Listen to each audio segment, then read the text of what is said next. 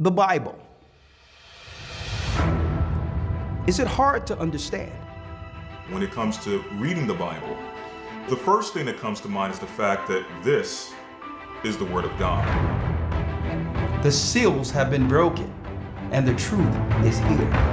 And when we go throughout the scriptures, when we go throughout extra biblical records, we find that the language that God employed, that He used to create the heavens and the earth, was the Hebrew language. Christ said, I came for the lost sheep of the house of Israel. But yet no one, no religious leader, no religious church out there anywhere can now identify the 12 tribes of Israel. Can we? God is quite simple, but it seems as if man makes understanding Him hard. What are those mysteries? The truth of your book and the truth will make you free. The Hebrew and Bible Academy, you're invited.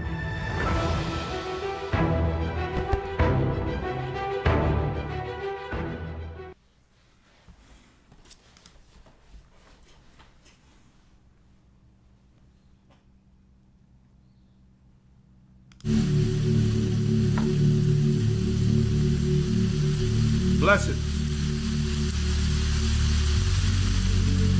Our Father, which art in heaven, hallowed be thy name. Thy kingdom come, thy will be done, on earth as it is in heaven. Give us this day our daily bread, and forgive us our debts as we forgive our debtors. Lead us not into temptation, but deliver us from evil. For thine is the kingdom, and the power, and the glory, forever. Amen. 17. Abba Noah, Shabbat Shemaya, Kodash Haya Shemha Ahaya, Malawakka Kaba'an, Ratazonka Haya Asham, Ba'arataza Kawa, Haya Bashemaya,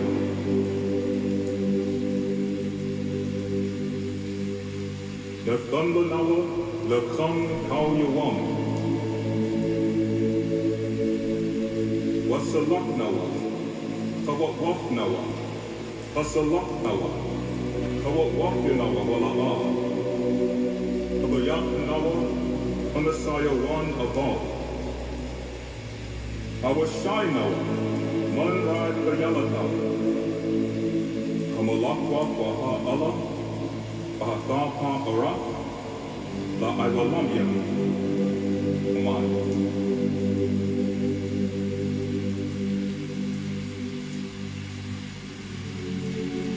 Our Father, which art in heaven,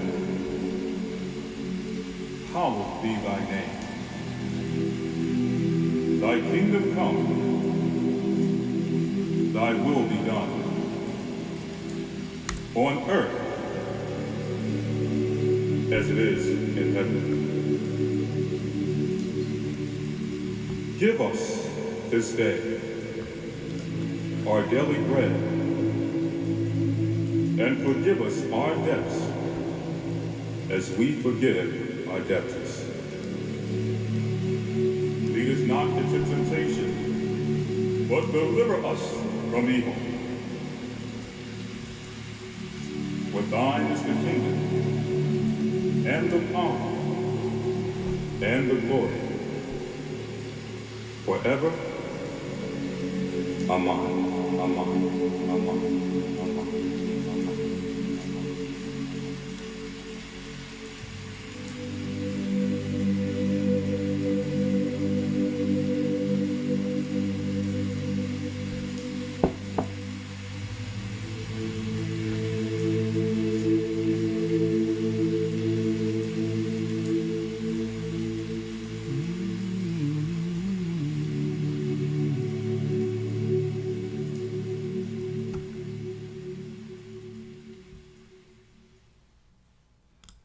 Blessings, blessings, brothers and sisters. We are the elders of the Gathering of Christ Church. Blessings to my brothers and sisters throughout the four corners of the earth.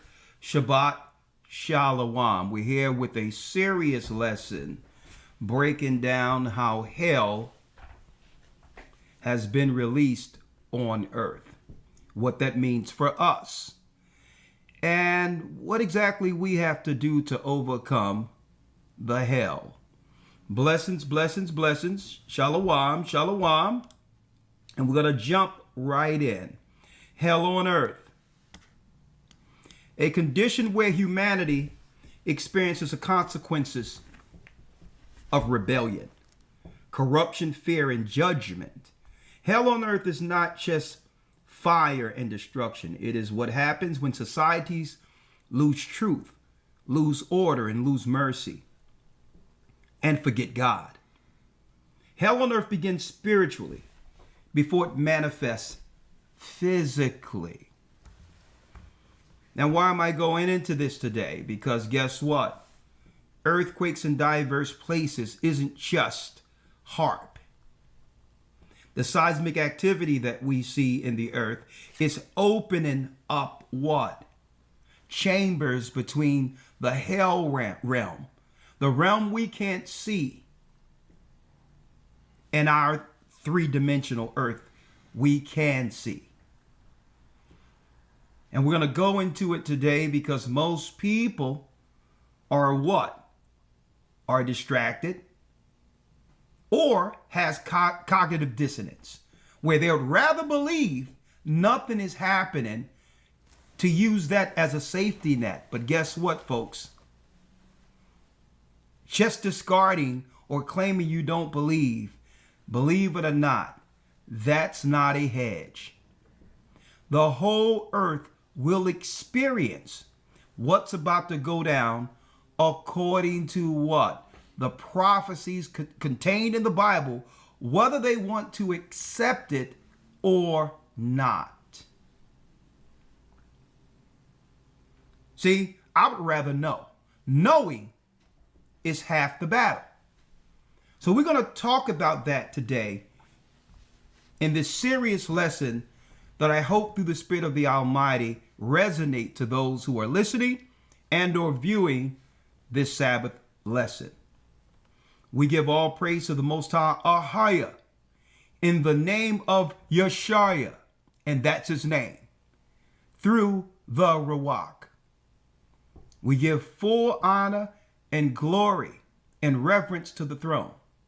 Elder, so we can go into this lesson, please let's start off here with a Shema, or not, the Lord's Shema. Let's read it, or say it.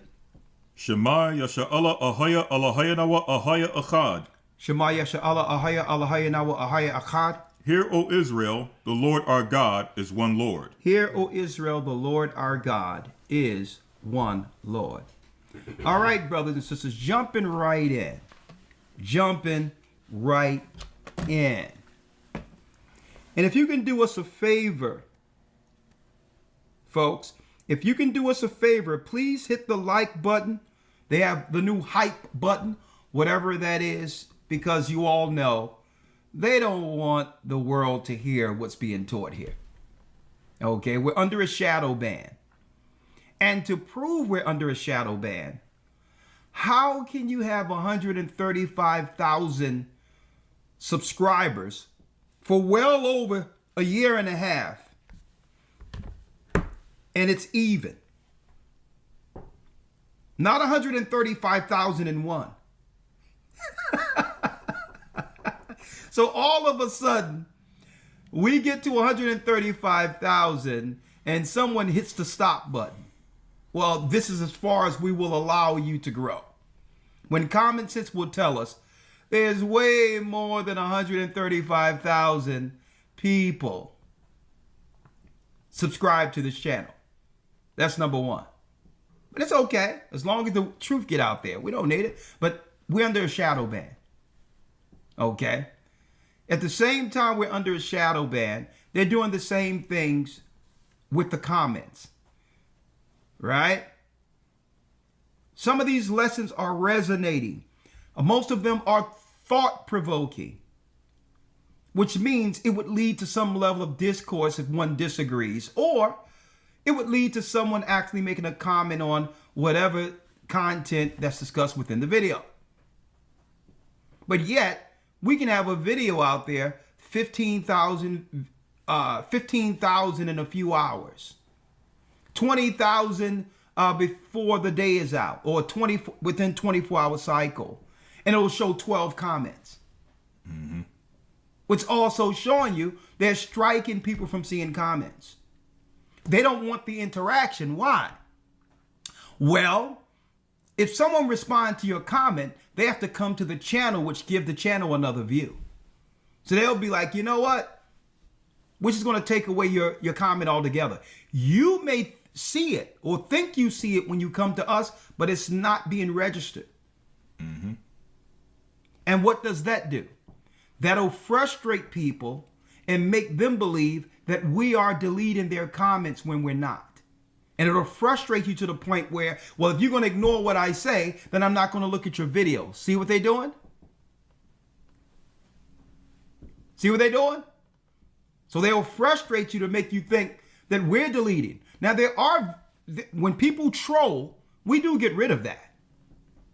But if you have a comment, whether it be something that, even if you disagree, it still should be showed on the comment section, but they won't even allow it.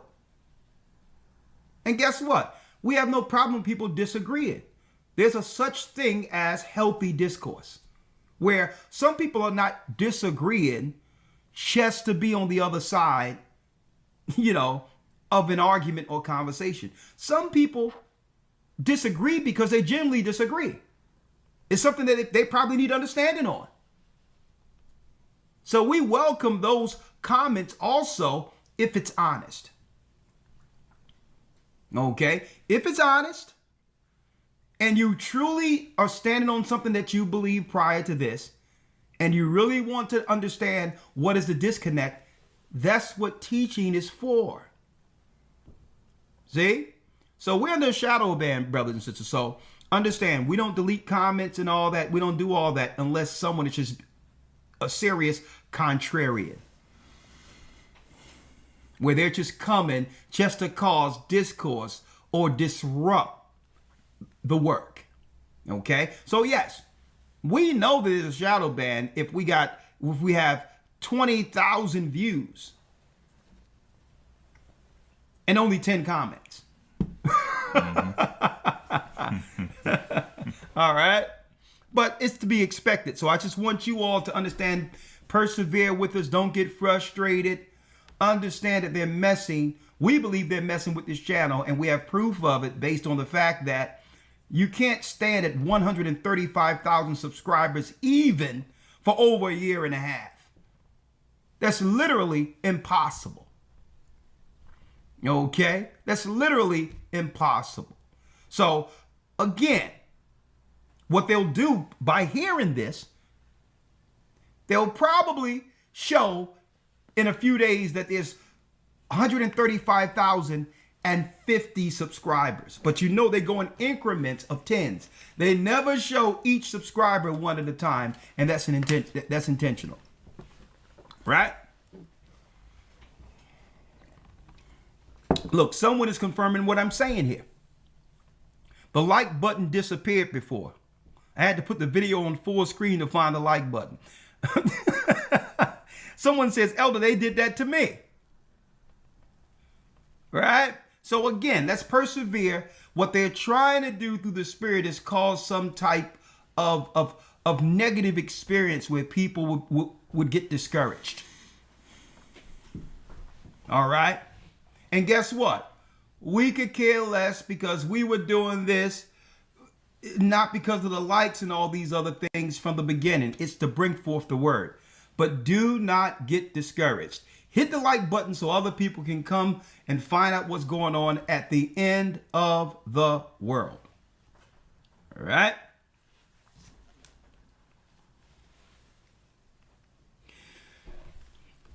The earth is changing. Is this hell on earth? Well, let's go in. What's going on? In Africa, a huge crack in the ground in Africa could split the continent in two. So what's going on here? A 50-foot deep crack in the earth has appeared Africa that some scientists say is a sign of the continent, that the continent will split in two. We're seeing a crack that in all likelihood formed over many thousands of years, hundreds and hundreds of years. Ben Andrews, a geologist with the Smithsonian, said. What is going on? Some scientists, and here they go with the lies now. You can't tell me what happened yesterday. So you're going to let me tell us that this started. Look at this round number. This is something that the plate movement that could result in the continent splitting in two. This is the first tectonic disaster that we have experienced or understood since 50 million years ago.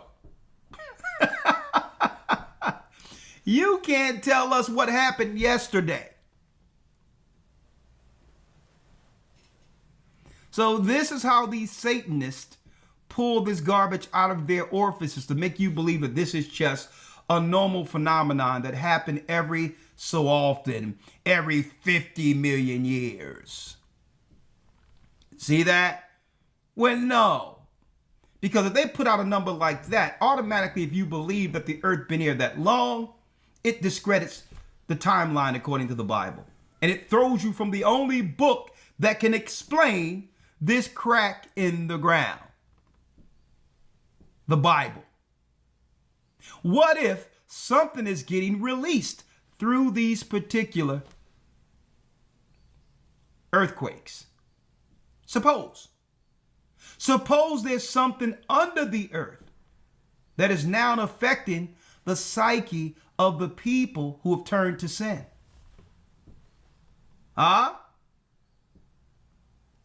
We're going to talk about this.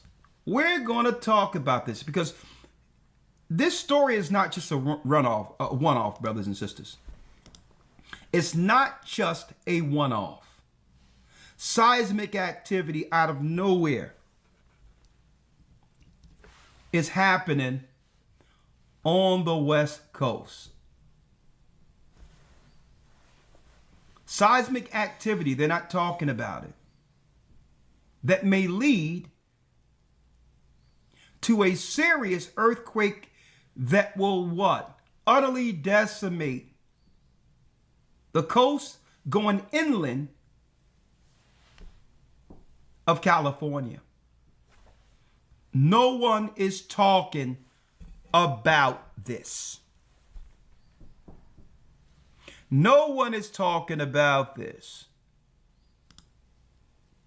New evidence suggests that the earthquake threat of the big one could be even worse than scientists thought. The New York Post.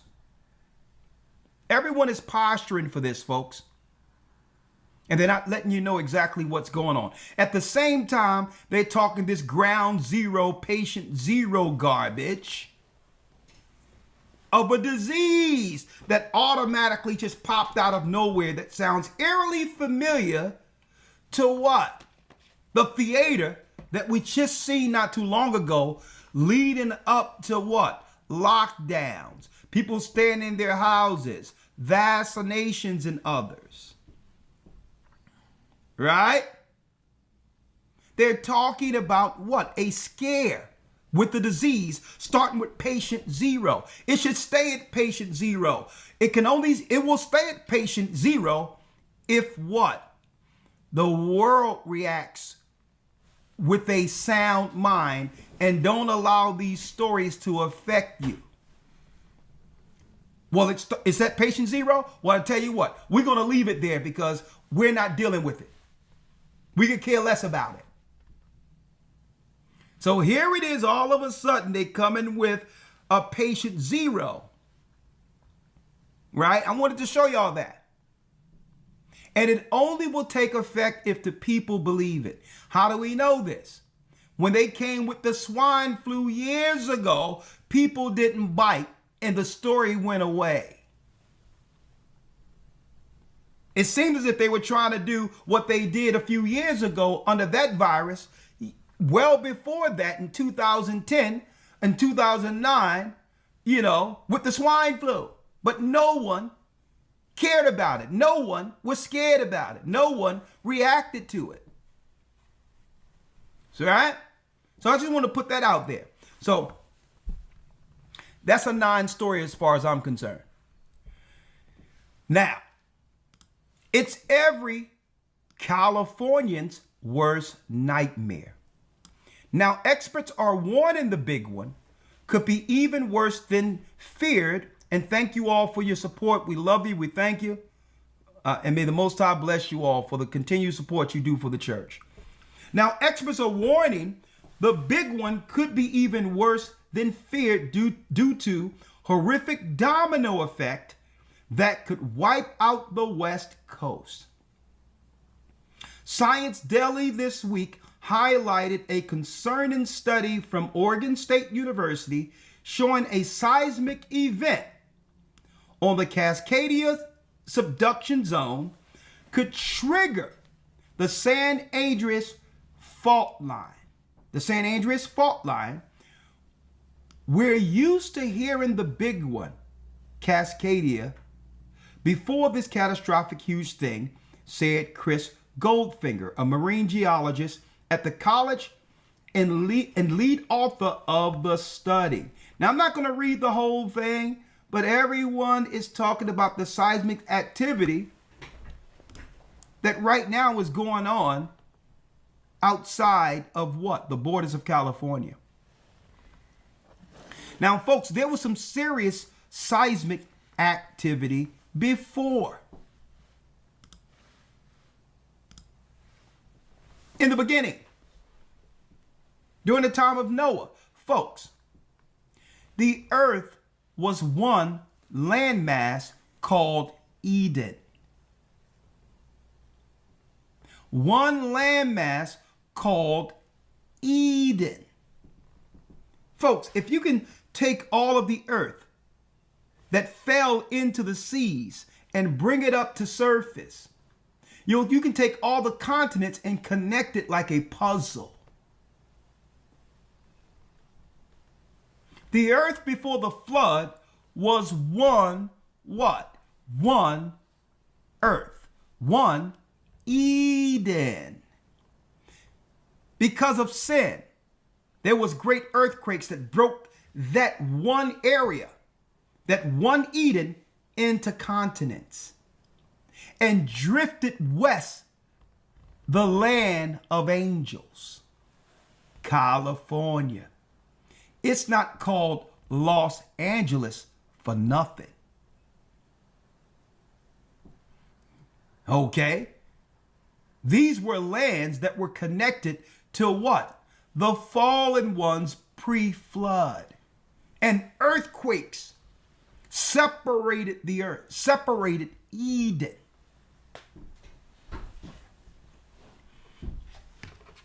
Okay? The earth was one mass. The Gentile historians called it Pangean. The land was like a Pangean. The Pangean, they call it theory that the earth was one place, one landmass. So we're going to talk about it because what? The earth broke up. But what's in the earth that comes through the seas, you need to find out what was bound, what led to these earthquakes. What's down there that's getting released? Now, before I go into that, Hence the reason why, let me pull it up.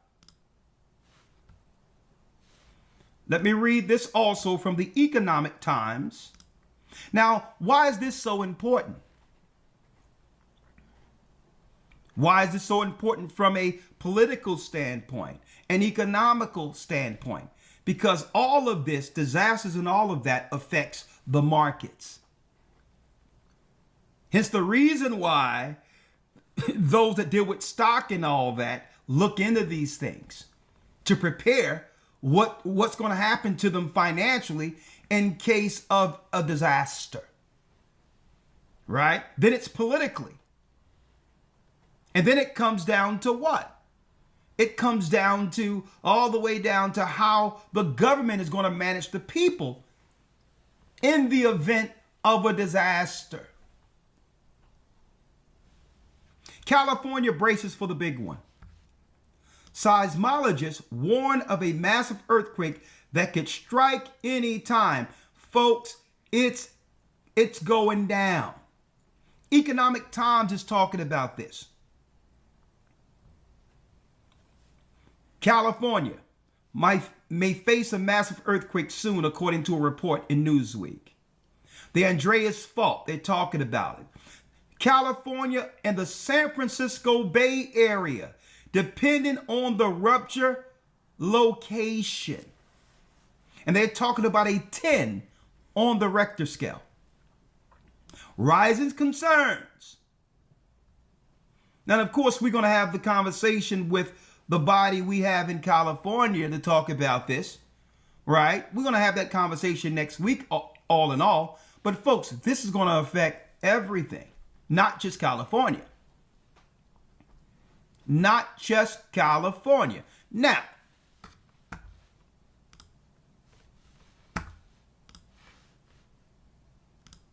we talked about this years ago. How long have we been talking about it? Well, what's going to happen? What did we say years ago? So we don't have to rehash everything, because I want to talk about today the spiritual side of this. What's getting released more so than the earthquakes itself. Okay? We've been talking about it for years. What's going to happen? We told people, don't worry about Russia. Russia ain't the issue. Okay? Russia, they're Edomites. Outright. So they are still in line with the Vatican. We told people years ago, keep your eye on Iran. Why? In a nutshell, so I'm going to deal with the whole thing.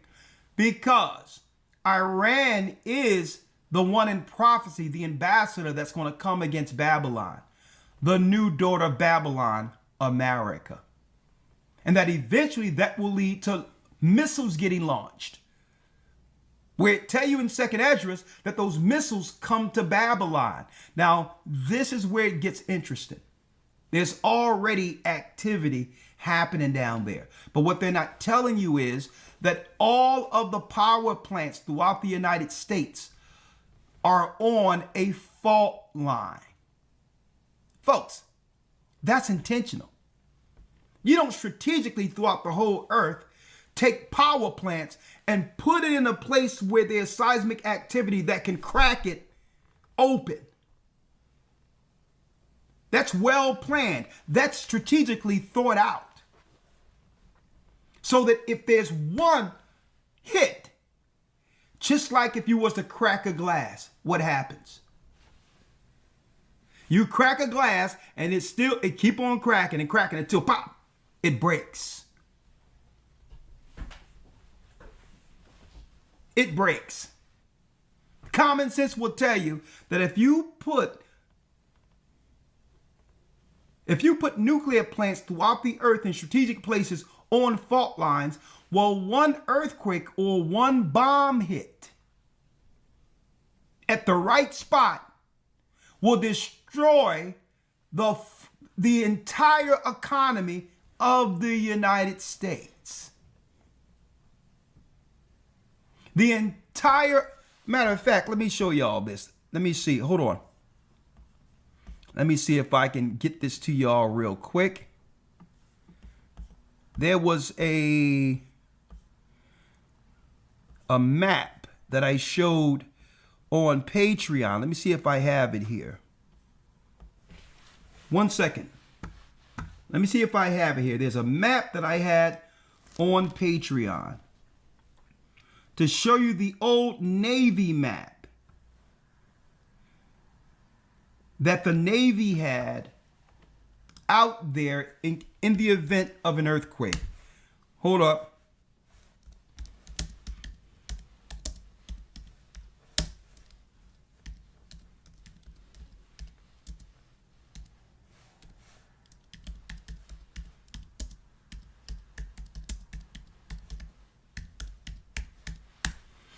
Let me see. It's an old Navy map. Let me see it. Right here. Right here. There it is right there. Let me show it to you all. Here is an old doomsday map that they updated from an old Navy map. Right? From an old Navy map. Showing what happens in the event of, and thank you all for your support, in the event of the great earthquake. Look at this right here. All of this now is underwater. Look at this. So America is being separated into 3 separate parts. 3 separate parts, folks. And also I showed this from the United States Archives on Patreon. This is not just a made-up map. This is a map where the military is planning in the event of a great earthquake. Why am I going here? Well, the war leads to that. This is how the EU, Europe, consolidates power after destroying the only threat to the European power, which is America. Now, what they would like to do, they would like to take the guns from those in America, but they know that that's what? That's an impossibility. They've tried. And the people in America isn't biting, which means America in of itself is a standing army of millions. Just with the fact that Americans have the right to bear arms. So the only way Europe is going to get their power, I'm going to show you this in a moment, is through war, instigating the war with Iran, and the fault line blowing. That's right. That leads to America breaking in 3 parts. That's the only way. So now, so the EU, that's right, Europe now, brothers and sisters, they must set up the economy and the infrastructure for the earth, knowing that America will lose its power forever. Revelation 16 and 19, Elder Lawyer, if you will.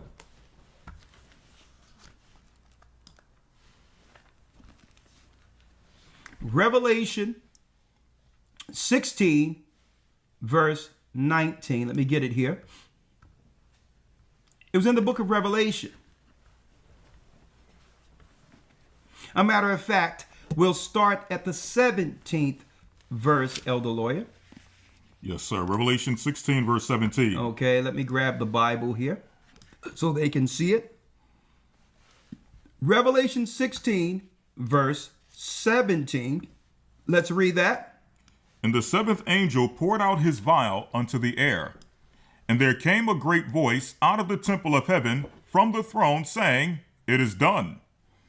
And there were voices and thunders and lightnings, and there was a great earthquake, such as was not since men were upon earth, so mighty an earthquake, and so great. Look at that. Read.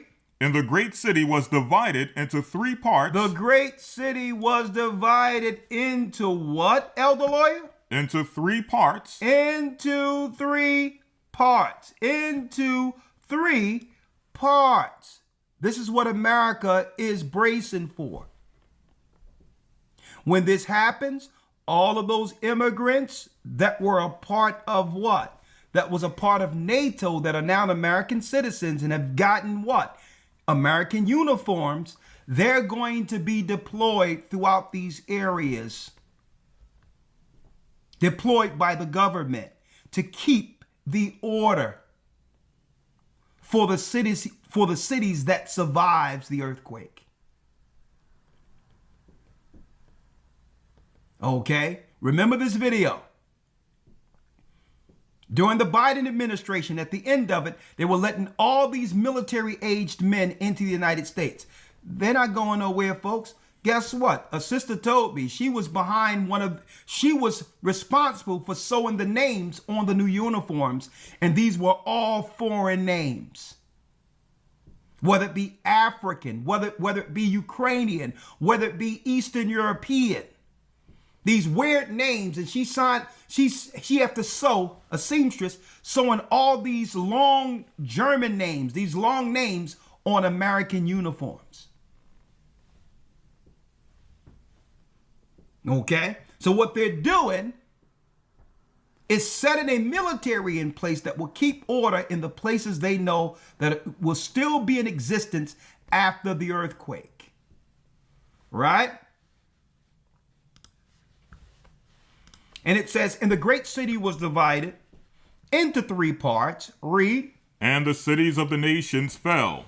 And great Babylon came in remembrance before God to give unto her the cup of the wine of the fierceness of his wrath. The fierceness of his wrath. Now, when this happens, brothers and sisters, what happens? Tsunamis. Tsunamis. Right? Read. 20. And every island fled away, and the mountains were not found. And the mountains were not found. Why? Because it's tsunamis rising higher than mountains. Some of the islands we've come to understand that we use for vacation and all of that, some of those are going to be gone. Similar to, some of the hits that we've heard over in India and different places where tsunamis wiped out hundreds of thousands of people and all of that. And read 21. 21. And there fell upon men a great hail out of heaven, every stone about the weight of a talent. The weight of a talent. So what is John seeing? He's seeing something coming down, hitting the earth. But yet he's using it based on what? Based on what they've witnessed in their society when it comes to how things were before this high technology. This was before missiles were made and all of this. But now he's using what? Things he can relate to show us the future. Something coming down hitting like the weight of a talent. And men what? And men blasphemed God because of the plague of the hail, for the plague thereof was exceeding great. So instead of getting their lives together, even through the disasters, people are going to curse God and not return to him.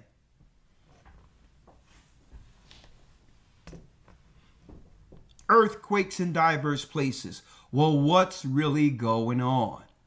Well, let's talk about it. Let's now go to what? Now, don't forget, folks, these people know what time it is. I'm speaking of the powers that be. They're actually setting up the next infrastructure, knowing America is about to lose its power altogether. People talk about an EMT and all these other things, folks. What's going to turn out the lights is the war. That's what's going to turn out the lights in America, the war. Okay? So who's going to be there to supplement with the next world infrastructure? Okay? Let me show you.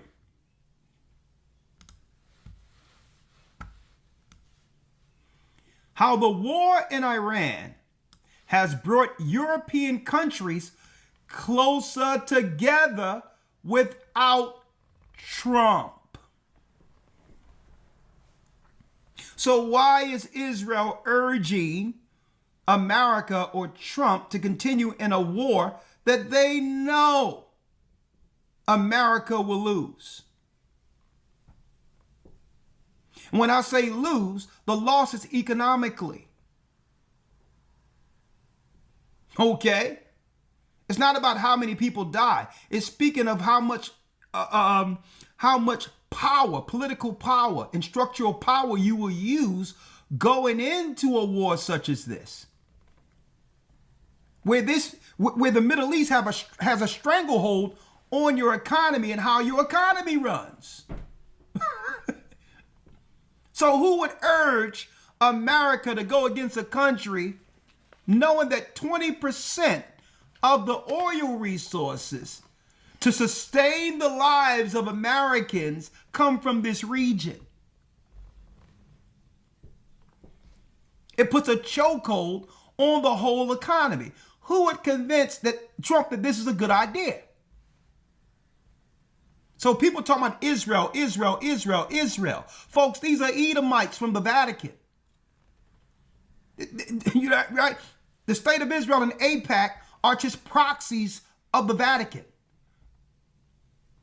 Don't forget, folks, that yarmulke is not just war. People, that yarmulke you see that they wear is not just, it's not just Jewish people wearing yarmulkes. The Pope wear a yarmulke. Okay? So understand what's going on here. And Tawada for all y'all support. Look at what's going on here. There's a lot of European Jewish people who went there in the 40s and 50s up until this time that are leaving Israel and going back to their homeland. Poland, Germany, Switzerland. They're going back. This war is bringing Europe closer together. Why? Because according to prophecy, the economic system, the world economic system, will be ran from Europe. It will be ran from Europe. So because they can't fight Americans through war, knowing that Americans are armed, this is how they take out America's power. By instigating a war with Iran that they know will totally destroy America economically. Period. Well, there'll be no other option but to go with what? Europe's plan for the world after America loses as a superpower. Yeah, it's right there in the book of Revelation that this war is uniting the 10 horns. Revelation 17, Elder. Revelation chapter 17. Now, some people might ask, well, hold up. What about Trump? Trump is from America. Trump is Esau. You think Trump don't have places to live outside the United States? Oh, you believe that Trump and them are building a ballroom? He could be in the White House. Or it's so that people aren't alarmed with what? The construction that's actually being built to withstand what's about to happen.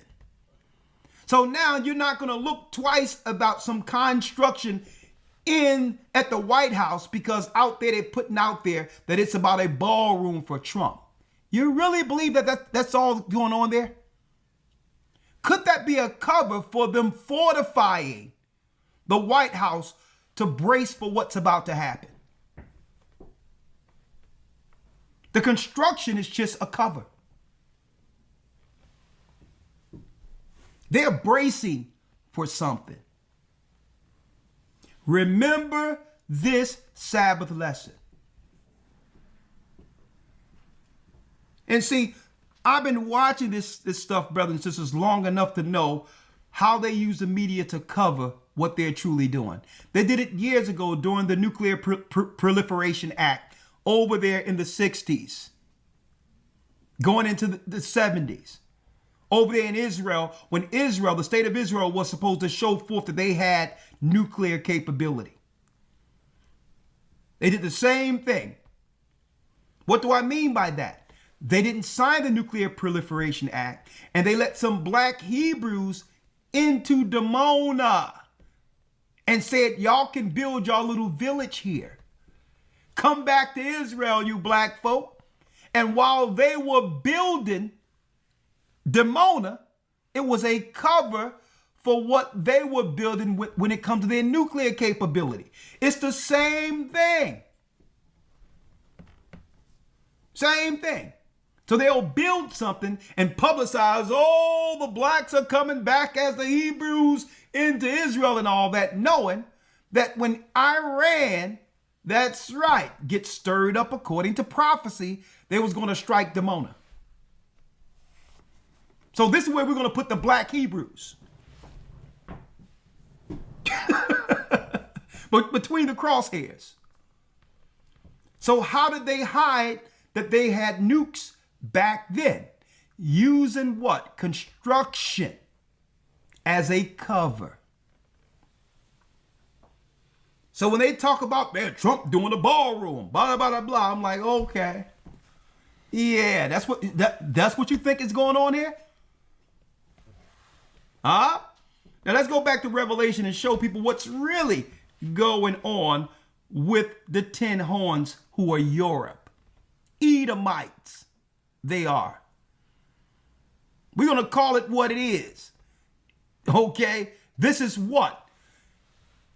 The 10 horns is a united Edomite front to bring in Satan's economy for the world. Okay, let's call it what it is. Let's go to Revelation 17. Let's go straight to the 10 horns. Yes, sir. Revelation chapter 17 and verse number 12. Verse 12. Hold on, let me grab it here, Elder Lawyer. Thank you. Let's read it. And the 10 horns are 10, which thou sawest, are 10 kings, which have received power, who have received no kingdom as yet, but receive power as kings 1 hour with the beast. So here it is. You got 10 powers, the connection of Rome, the 10 horns. That's who it is. Who have received no kingdom as of yet. Why? Because Babylon took all of the shine. America took the glory from Europe. So what? A level of resentment materialize when it comes to Europe against America, especially with the fact that it was Judah, the children of slaves, that began to do what? Create the culture for the whole world to enjoy. America, through the slaves' culture, dictates the culture for the whole world. So the 10 horns is looking at it like, how did America become greater than us? We made America. How did they become greater than us? So a slow resentment began to happen, and a what? Divide between the 10 horns and America, who was created out of her.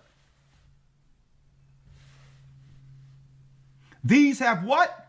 These have one mind. They have one mind. And guess what, folks? This is real-time prophecy we're talking about. Why they're instigating Iran. Why, even though it's what? It's a fool's errand going into this war, they are promoting and backing this and backing Israel as a proxy so that America can be used to destroy it. Understanding that this war economically will become America's toe tag. This is the weight they're putting on what? The administration, knowing that there's no coming back from this. There'll be no need for elections if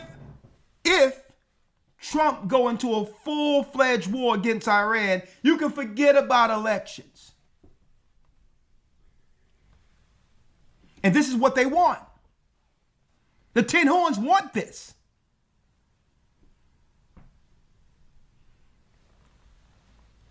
Why do you think MAGA and all these people that was down with MAGA, let me tell you, it's a Mexican standoff. They're all going against each other right now. So there's no unity even amongst the Republicans.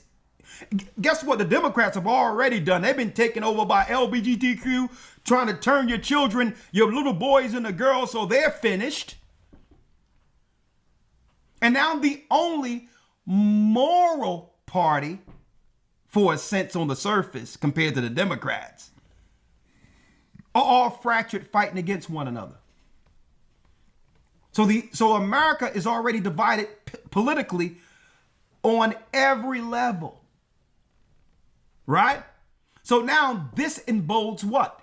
The Tin Horns to stand up and say, if we're going to strike and take away America's power, there's no better time to do it than now. And one of the greatest mistakes that was made in the United States is when COVID happened and the majority of the people believed what they were saying and did what they were suggesting.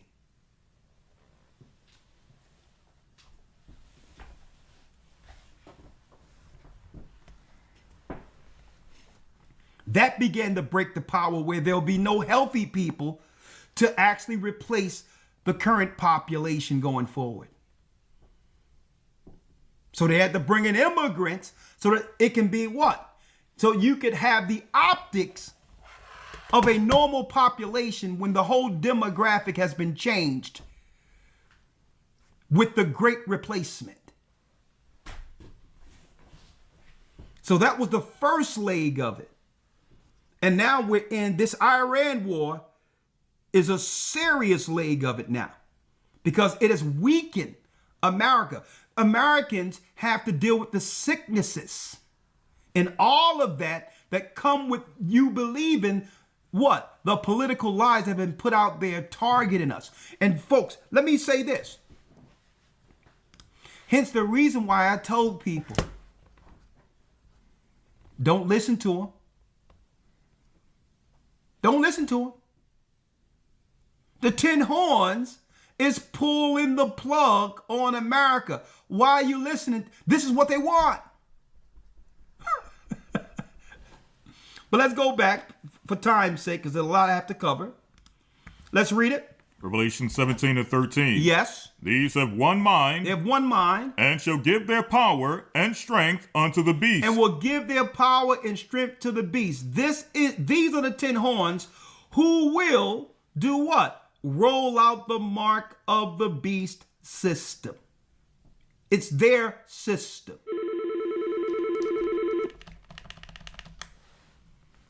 It'll be Europe in control of the whole system. Why do you think the original bank system of the Rothschilds, all that came out of Europe? All of it. So the controlling body, which is Esau's body, the Tin Horns, led by the satanic Roman Vatican, they will have the last say on economics throughout the earth, connected with Satan himself. Come on. These shall make war with the Lamb. Why? Because they're the ones that Christ is going to fight against. There'll be no America to fight against Christ. Well, not in the sense of what we know about America now. America's power will be broken through the war. Now, during the war is when what? Is when the governments will have the moral and the military power to confiscate weapons. Under the cloud of the war, now they have the military might to go house to house, and if people try to withstand their power, they'll take people out. Either you give up your weapons or you're declaring war against the New World Order. You can only do such tactics under serious duress of a military threat. See? Same thing. under the duress of a military threat, that's when they're going to be able to say, listen, we're not asking you. We're telling you to give up your guns. Why? Because now America has been broken. And guess what? The cities aren't being ran like they used to through your politicians and all that. Everything is going to be controlled through the White House.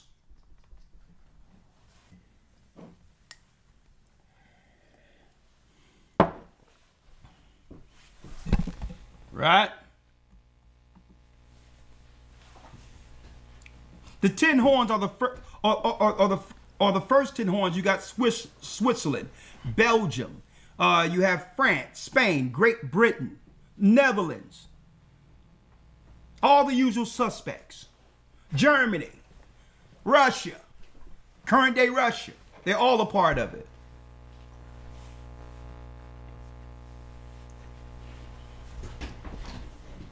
Spain, Spain. All of them, those who colonize all over the earth. 3 of the 10 horns went out colonizing everything as an extension of the Vatican.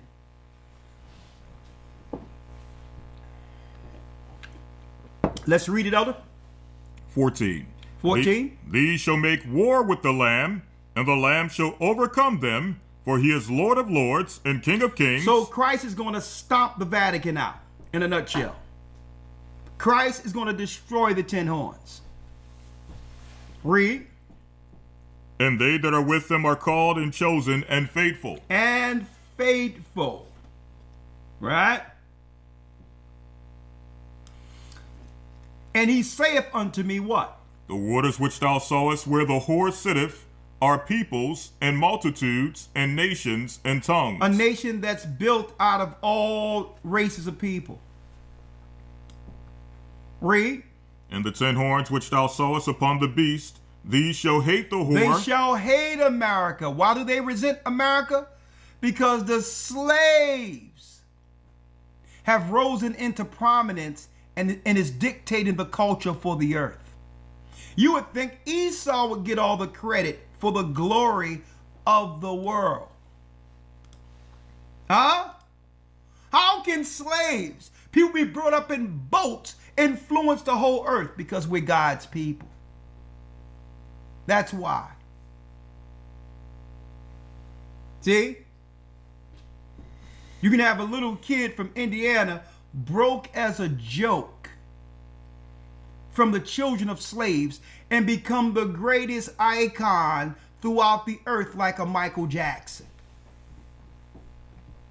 And they looking at this like, oh, didn't these people just go into slavery? How could they have so much political influence?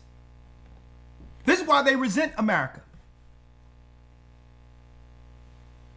See? The 10 horns is like, hey, your slaves are out of control.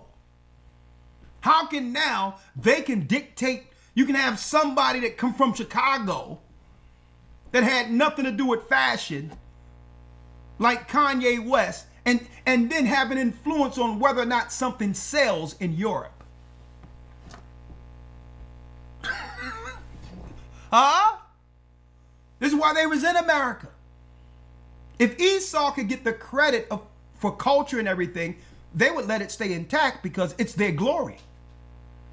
But Europe has begun to resent America because of God's people's influence.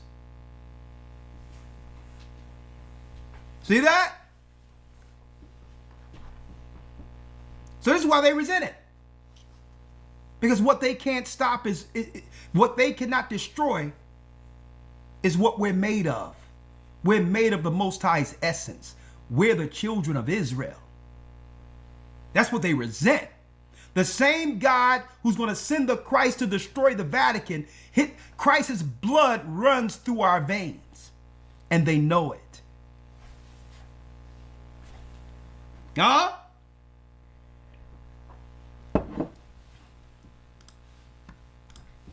And the 10 horns which thou sawest upon the beast, these shall hate the whore, read. And shall make her desolate. Make her desolate. And naked. Naked. How do you make her naked?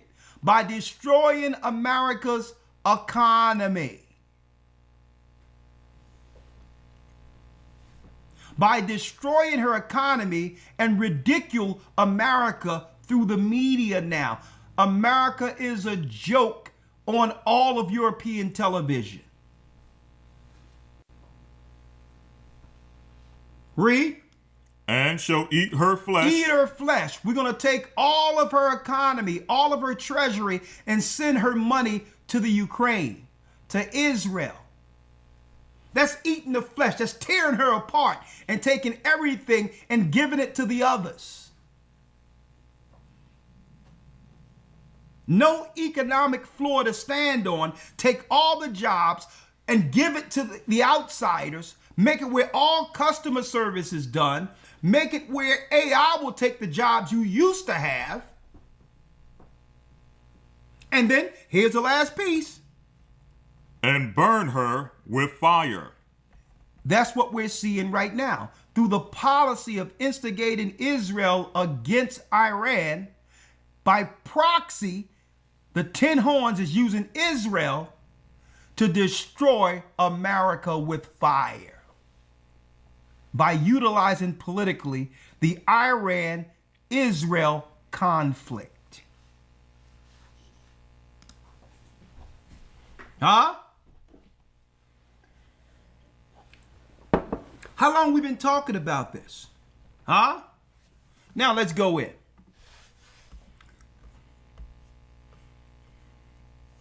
Let's go in.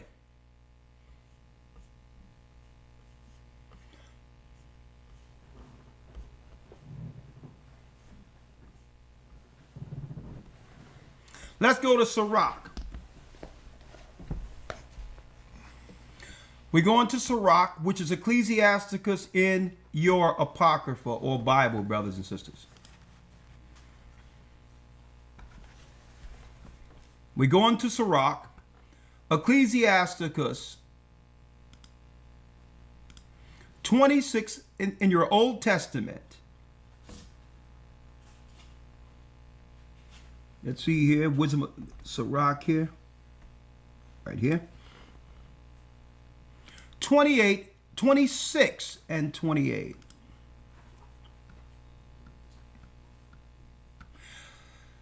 Let's read that, Elder Lawyer. Sirach 26 and 28. There be two things that grieve my heart, and the third maketh me angry.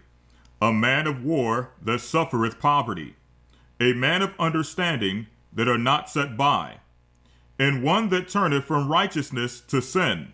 The Lord prepareth such an one for the sword. The Lord prepareth such a one for the sword. There be two things that grieve my heart, and the third maketh me angry. A man of war that suffereth poverty. Now, why would that make the Most High angry? If you have the wisdom of war, why can't you use those same strategies when it comes to how you think to better your own life for your family? You can always talk about how things should be and how this should be this and this. You got the mind of a genius, but your life isn't showing that it's being applied to you.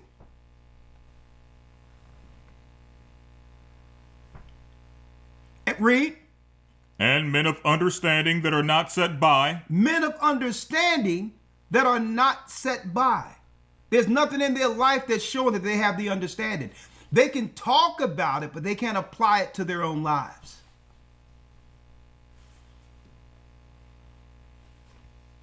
And read. And one that returneth from righteousness to sin. One that was baptized, coming to the knowledge of the Almighty, and return to the same sin that they asked the Most High to cleanse them from. Read. And the Lord prepareth such an one for the sword. He prepareth such a one for the sword. Some people might ask, well, what does this have to do with earthquakes? Well, that sword is a place of condemnation. It's not just the death or the pain of death they suffer for the actions on earth. Because that pain of death is only an instant. They'll only feel it for an instant. The sword it's speaking of is the judgment that was made to judge souls. Hell.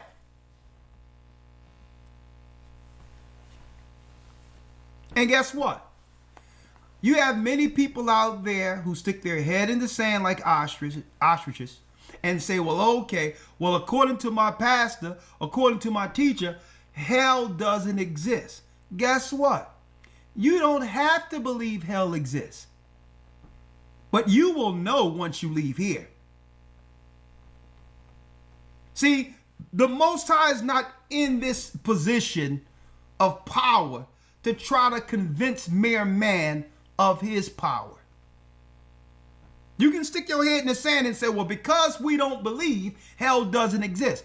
I don't care what the Jehovah's Witnesses have told you, you're going to lay down and go to sleep. You know, I have people who think that, okay, I can do all the hell on earth and fulfill all my lustful desires, and the worst can happen to me is that I'm asleep. You know how many people are going to take that deal? And you know how many people who like sleep? So let's get it right. This is your Jehovah's Witness. You can be an unrepentant sinner. You can do all types of evil on the earth. You can cause ruckus, division, heresy, hatred. And the worst that can happen to you is that when you die, you get to rest. You know how many people that's going to take that God up for that deal?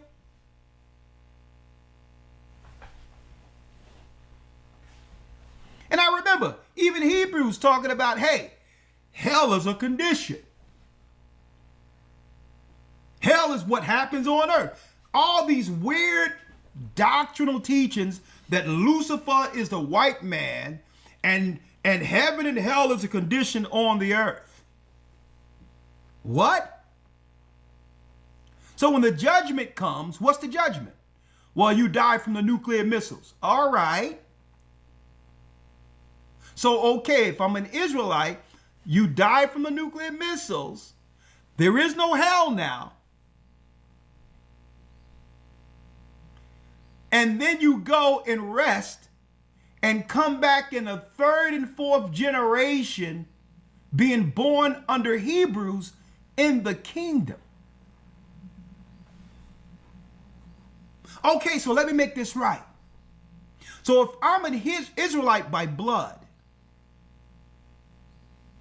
and I do all types of evil and wickedness, unrepentant, against the Most High, against Christ, against everything that's right according to Moses' law. If I die, the worst can happen to me because my genetics is that I'm reborn under an Israelite and get the kingdom anyway? Who's not going to take that deal?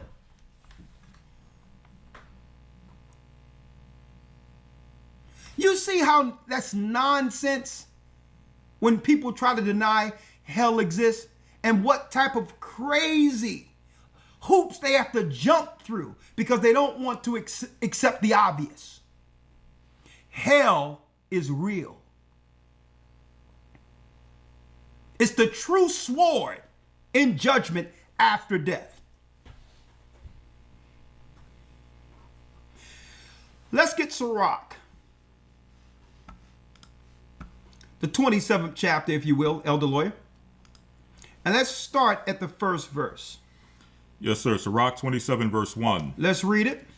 Many have sinned for a small matter, and he that seeketh for abundance will turn his eyes away.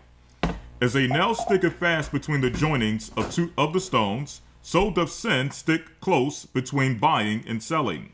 Unless a man hold himself diligently in the fear of the Lord, his house shall soon be overthrown.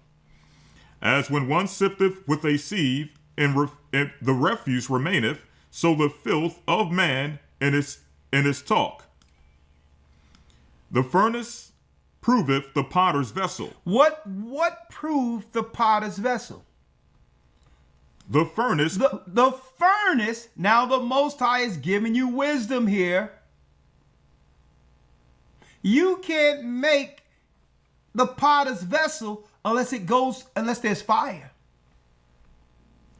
The furnace proveth the potter's vessel. Read. So the trial of man is in his reasoning. So the trial of man is in his reasoning. Read.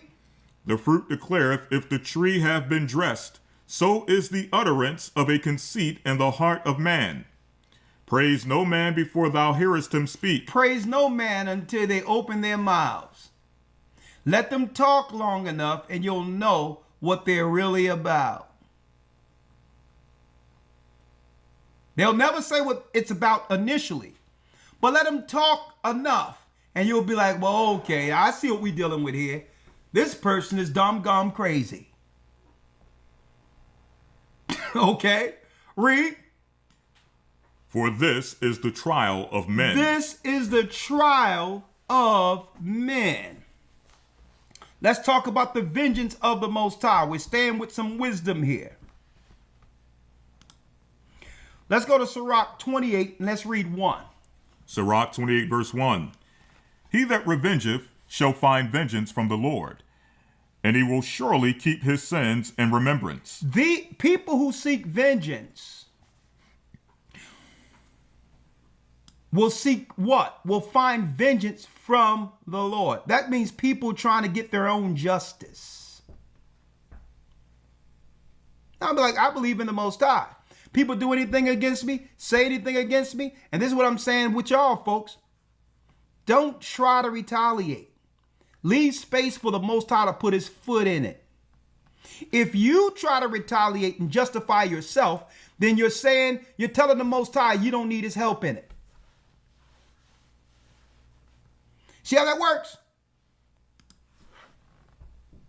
See how that works? Vengeance is the Lord's.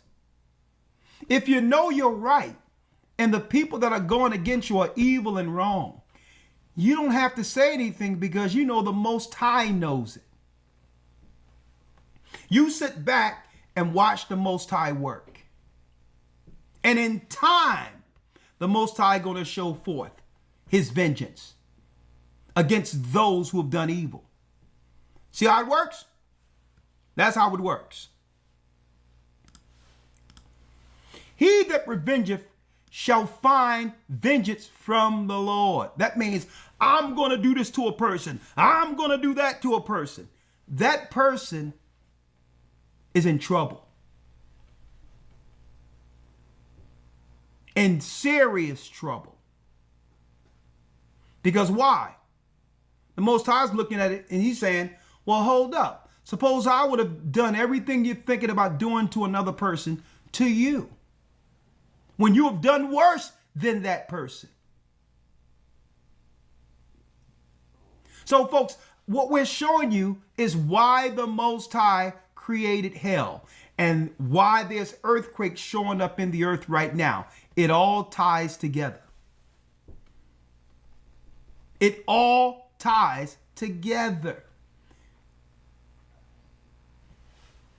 He that revengeth shall find vengeance from the Lord, and he shall surely keep his sins in remembrance. Read. Forgive thy neighbor the hurt that he have done unto thee.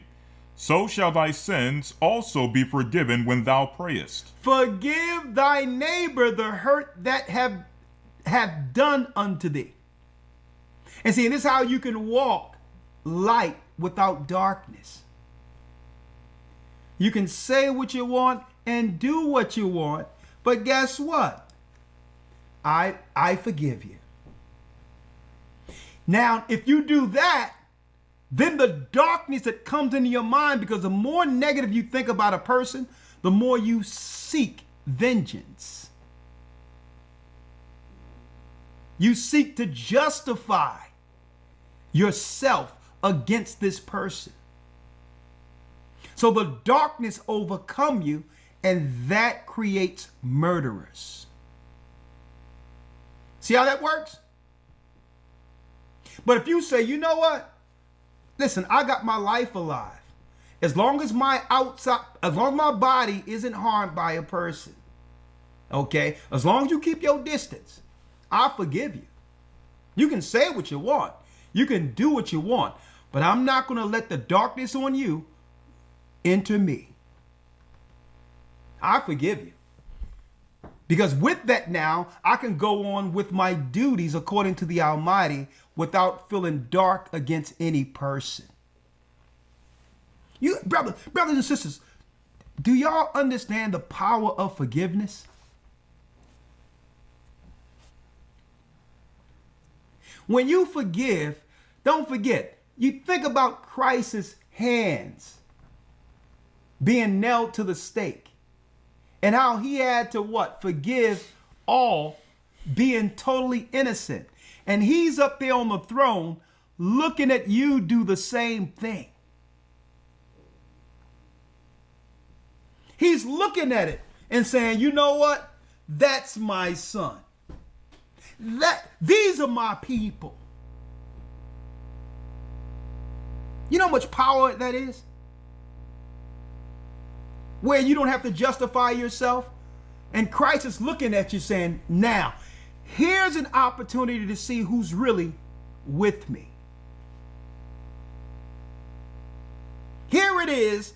Everything is going against this person, and this person is forgiven. Every person. Okay? And folks, believe it or not, you'll sleep like a baby. You can't even sleep when you have vengeance and darkness and looking at one person negative. It'll disturb your everyday going. There's no peace in a person like that. But if you say, you know what? Lord, you forgave me. I'm going to forgive this person regardless of what I feel about them. Guess what? Christ take it up. That's how it works. That's power.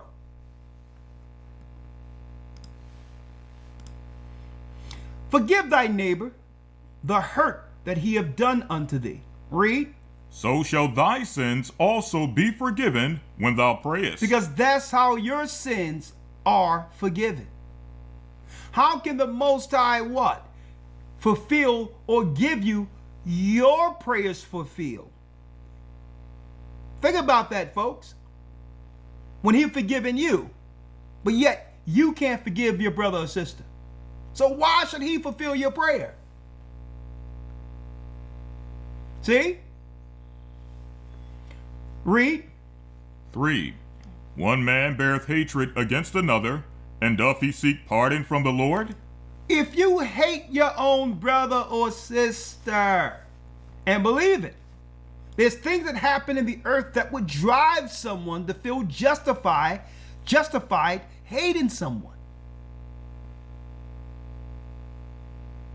There's things that happen in the earth where people can grow resentment or a negative feeling towards a person. That's natural in life. That's regular. But one man beareth hatred against another. So do you think the Most High will seek to pardon you? Huh? If you can't pardon your brother and say, you know what, or your sister, you did this to me, but you know what? I'll pardon that. It's all good. Guess what? This action you do against your brother or sister when it comes to not forgiving a person, well, that goes to the throne. And the Most High was saying, you know what? Well, I don't have to forgive you then. Everything you do wrong, it will be shown in life, and I'm going to destroy the work of your hands until you realize I'm doing it. That's how the Most High, folks, manifest his judgment without utterly killing people. Oh, you can't forgive your brother or your sister. Okay. Well, I'll tell you what, you can pray all you want. What I'll do, the Most High will do, he will destroy the work of your hands. Everything you touch goes backward. And you will find yourself in the same place over and over again, thinking that the world is against you. It's because the world isn't right. Why you can't advance, why you can't get out of your current condition, not realizing it was the Most High the whole time. Every place Jonah went, when he was called to do a work, guess what? It was chaos. That was the Most High destroying the work of his hands. Now, you can't escape. Anywhere you go is going to leave you back to square one. That's what happens when you can't forgive. When you don't have the Spirit of Christ. Most High is like, okay. Oh, you can't forgive. You run around thinking that you are a victim. You run around thinking that you're the righteous and the whole world, everybody's wrong except you. Okay.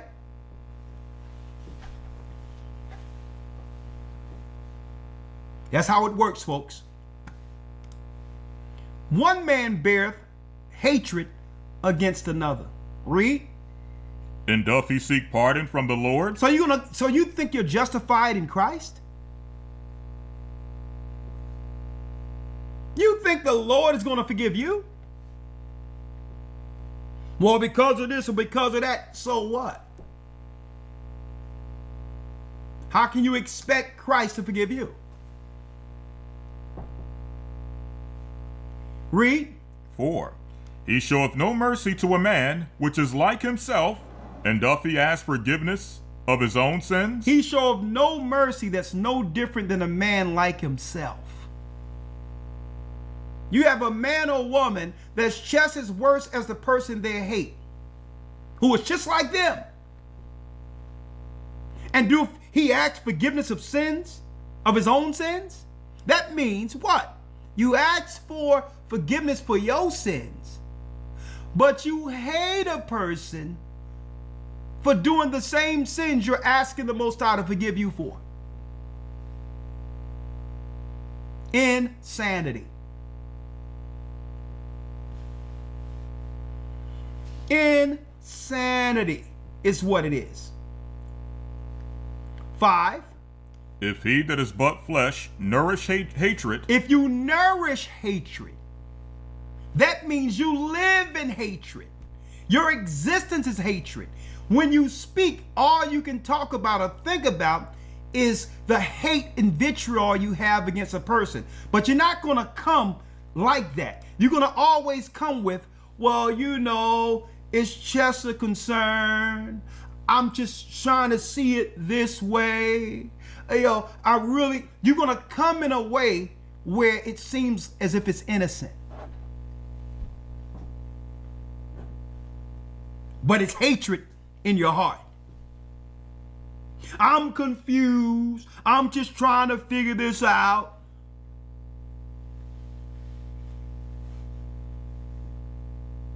But have an ill satanic intent. If he that is but flesh nourisheth hatred, that means everything that comes from them, anytime you hear them, it's hatred against an individual. Like, get a life. Right? And it says what? Who will what? Who will entreat for pardon of his sins? Who will entreat for the pardon of this person's sins? Who's going to be there to support a person when they do something wrong, when all they can do is talk about the wrong of others? The Most High is not going to pardon it.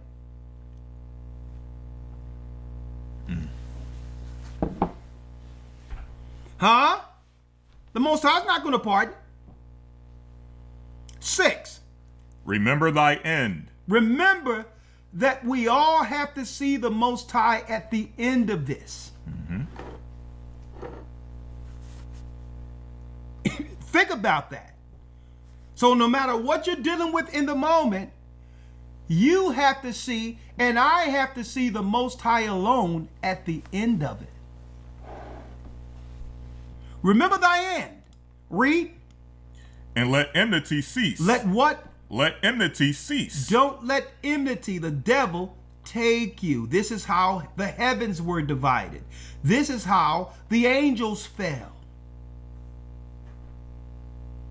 Remember Remember corruption and death. Remember corruption and death. Read. And abide in the commandments. And abide in the commandments. How does this connect to earthquakes? How does this connect to hell? I'm going to show you. Brothers and sisters, what we see in the earth experiencing, folks, what we're seeing the earth experiencing right now. Let me pull it up. The earth is cracking. What we're seeing, what we're witnessing is a physical manifestation of what's going on in the people on earth. A divide, heresy, destruction. Everything we're witnessing, what we just seeing something just opening up and think it has nothing to do with our interactions with one another. The earth responds to her children.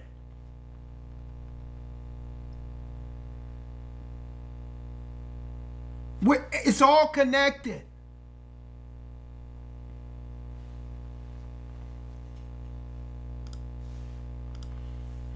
Remember the commandments. Remember the commandments and hear no malice and bear no malice. 28 and 7.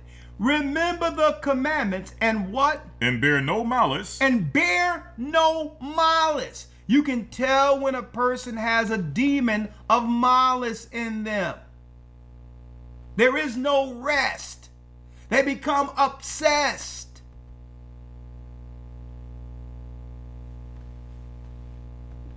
Remember the commandments. And guess what? What commandments? Love thy neighbor as I love thyself.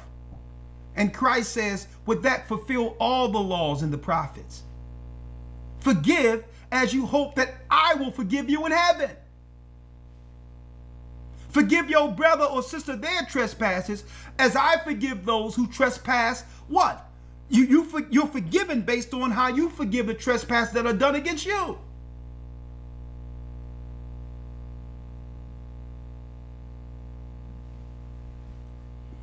Remember the commandments.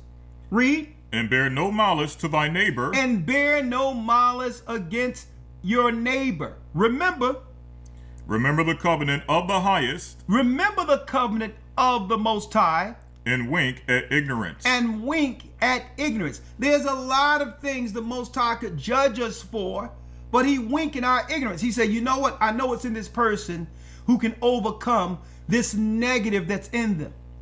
That one day they'll become a better person through time. That's the patience the Most High have with us that we refuse to have with one another.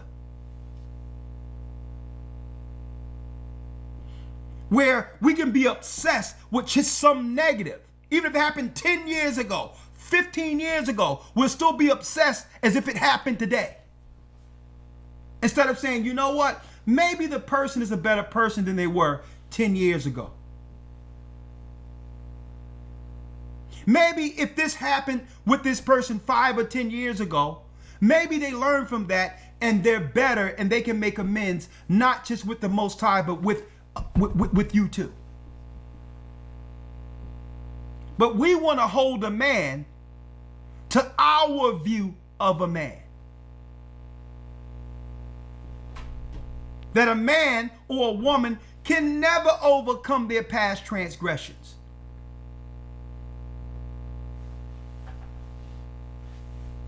And guess what? That's evil as Hades. That's evil as Hades. And this is why Hades was created. For people who think they can talk about someone else's indiscretions or negative when they're even worse than the people that they're talking about.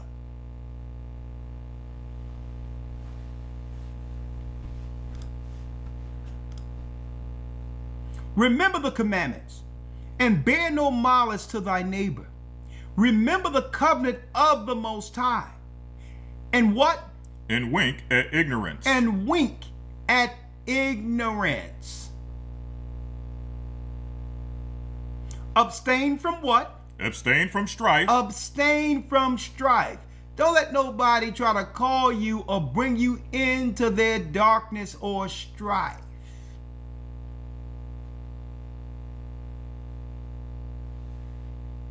Read. And thou shalt diminish thy sins. Because if you what? If you abstain from strife, then guess what? That begin to diminish your sins. A lot of people don't know, folks, operating in the spirit of strife and anger and dissension and division without peace. That's sin with the Most High. That's like what? A swine sandwich. Because what? It was all of that strife and anguish and all of the sins that were in the mind of men that led to Christ getting murdered.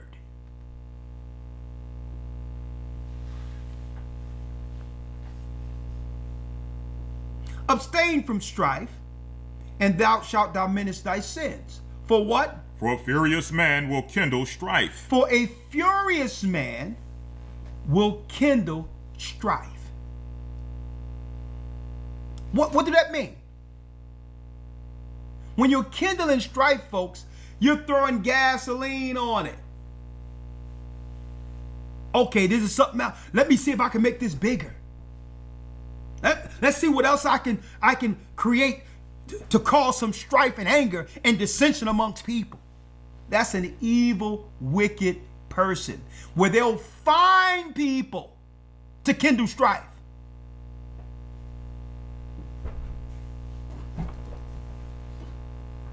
Who else I can find? Who else I can talk to that can feel as dark as I am? How can I keep this fire going? While life is just passing by, regardless of it. Life is just going on. Abstain from strife, and thou shalt diminish thy sins. For a furious man will kindle strife. They're not satisfied until there's another story, another this or another that. They're looking for it. Because if they don't have the strife, they have to look at themselves and say, you know what? It's me. If I don't have no one else to confirm the darkness in me, it must be me. And it goes into that. Read the 9th verse. A sinful man disquieteth friends. A sinful man disquieteth friends. See? So eventually, people with that dark spirit in them will end up with no friends, and no one around them, even their own family, will begin to do what? Detest them. Because there's no peace in them. It's nothing but strife. There's not a place where people can rest and say, you know what? I have peace in my home. I have peace around this person. And eventually they'll run everyone away from them. And check it out. Not realizing they're being separated by a spirit that's going to drag them into the place of torment. And maketh what? And maketh debate among them that be at peace. And maketh debate among them that be at peace. It's all peace. But they want to always come with a contrary what? Perspective. Or even doctrine. And say, well, look at this, look at that, look at this, look at that. And people are peaceful. Like, no, we cool believing what we believe. We're straight with what the Most High given us. It brings people together. It's baptism. It's bringing souls to Christ. We're okay with what we believe.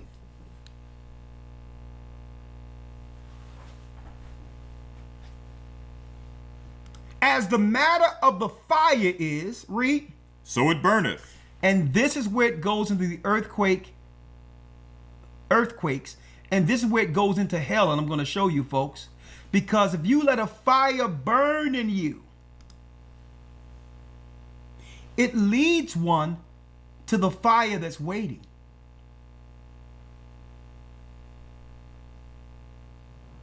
So what's in a person is connected to the earth. So you want to keep a fire burning. So I guess you want fire. And guess what? We're going to show you what that fire is connected with the earthquake. In a second. In a second. In a second. 1 second. We'll be right back with part 2.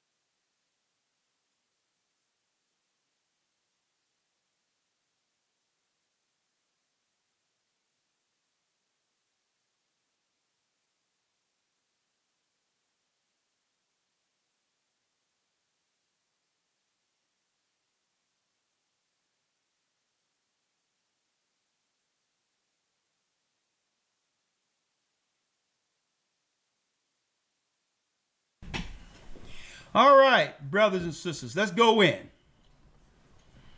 Let's go in. Let's go straight to it.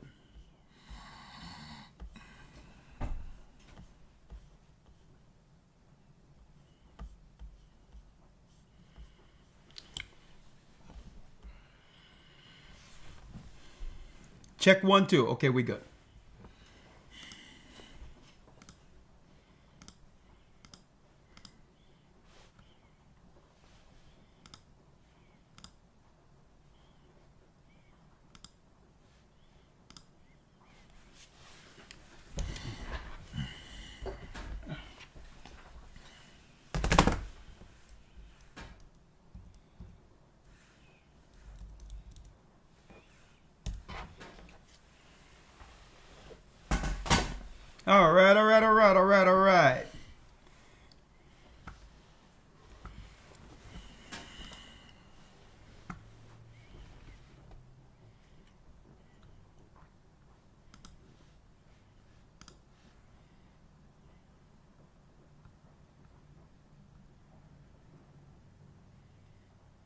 All right. All right, let's start here.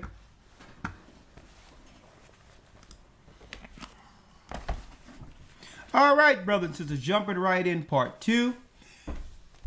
We're going into how hell has enlarged itself and hell has been released on earth.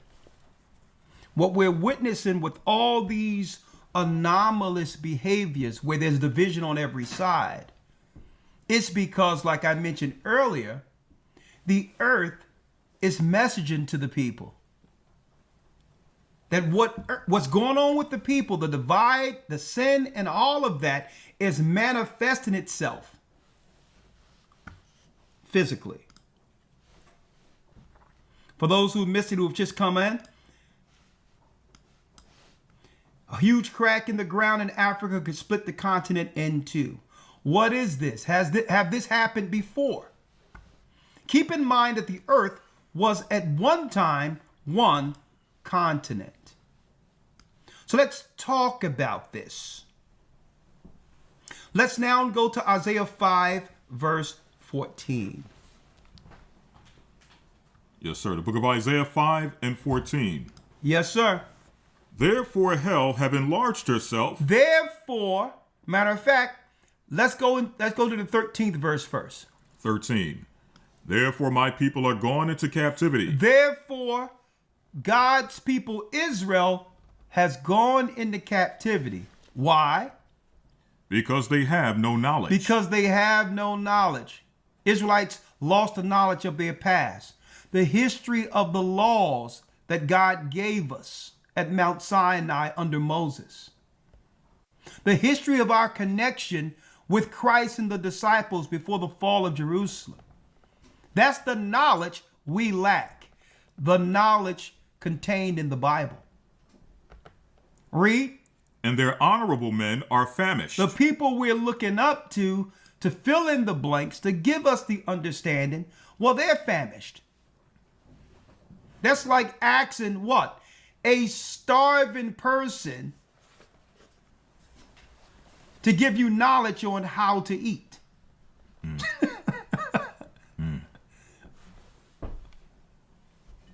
Or where to get food. The people we seek to who think that for answers, they're famished. Read. And their multitude dried up with thirst. And their multitude, the majority of the people who are following these so-called preachers and teachers, are dried up with thirst. Therefore hell have enlarged herself. Hell hath enlarged herself. Hell is what? Hell is overpopulated due to what? Sin. We going into the captivity because we have no knowledge. Well, with no knowledge of the law, the earth is overran with sinners. Hell, the place of condemnation, wasn't originally made for man or woman to go or to eventually be there. It wasn't meant. We weren't supposed to go there. It wasn't for us. It was for the celestials, the fallen ones. The Most High made a place to contain them. Hell has enlarged itself because we let the fallen ones convince us to go against our God and to sin against our God. So now hell has expanded. And through that expansion, what? That's right. Through that expansion, earth is breaking. Earth is breaking through hell's expansion.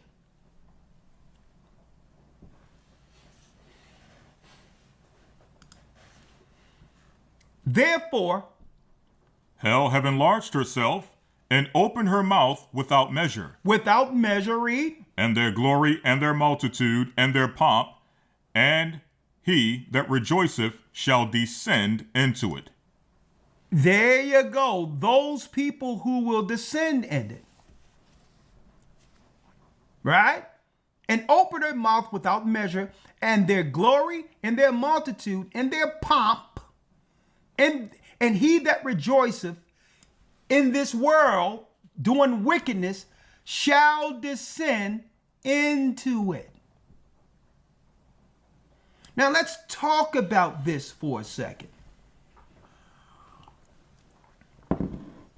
Let's talk about this hell for a second, because what we're witnessing right here, it happened before. So let's go into the spirit or the prototype of the people that hell is waiting for.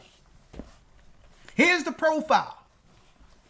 Let's now go. It happened before. Everything you see here happened before, where the earth opened.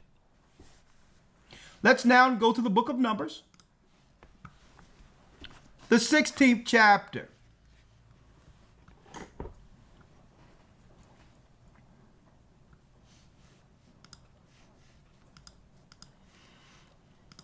The 16th chapter, and let's start at the 25th verse. Numbers 16 and 25. Yes, sir. And Moses rose up and went unto Dathan and Abiram, and the elders of Israel followed him. And the elders of Israel followed him. So this is what? A rebellion, a division, where there was people who was once amongst Moses is now doing what? Seeking to cause a divide or mutiny against the people whom the Most High chose. 26. And he spake unto the congregation, saying, Depart, I pray you, from the tents of these wicked men. Depart from the tents of these wicked men. Leave them alone. Moses was telling them, the Most High have a judgment for these people. Read. And touch nothing of theirs. Don't touch nothing of theirs. Don't deal with their presence. Don't hear them. Don't see them. Separate from them. Read. Lest ye be consumed in all their sins. Read, because the people had nothing to do with it. Okay? Think about that. What Korah and Dathan and what these guys were doing, folks, that was their problem that they had with Moses. He was telling the people, hey, don't deal with these people. You don't have nothing to do with what these guys are doing and trying to destroy. Leave them alone.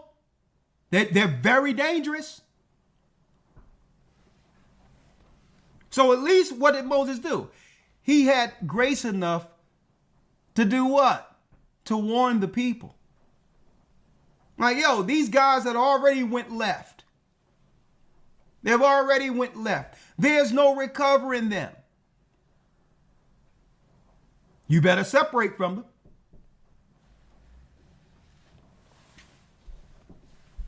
(27) So they gathered from the tabernacle of Korah, Dathan and Abiram on every side, and Dathan and Abiram came out and stood in the door of their tents, and their wives and their sons and their little children. Read. And Moses said, Hereby ye shall know that the Lord hath sent me to do all these works, for I have not done them of my own mind. Read. If these men die the common death of all men, or if they be visited after the visitation of all men, then the Lord have not sent me. But if the Lord make a new thing, If he make a new thing. Read. and the earth open her mouth, And the earth does what? and the earth open her mouth, And the earth open her mouth. So understand, when these earthquakes and the ground start swelling and opening, these are commands from the Most High himself. These are signs.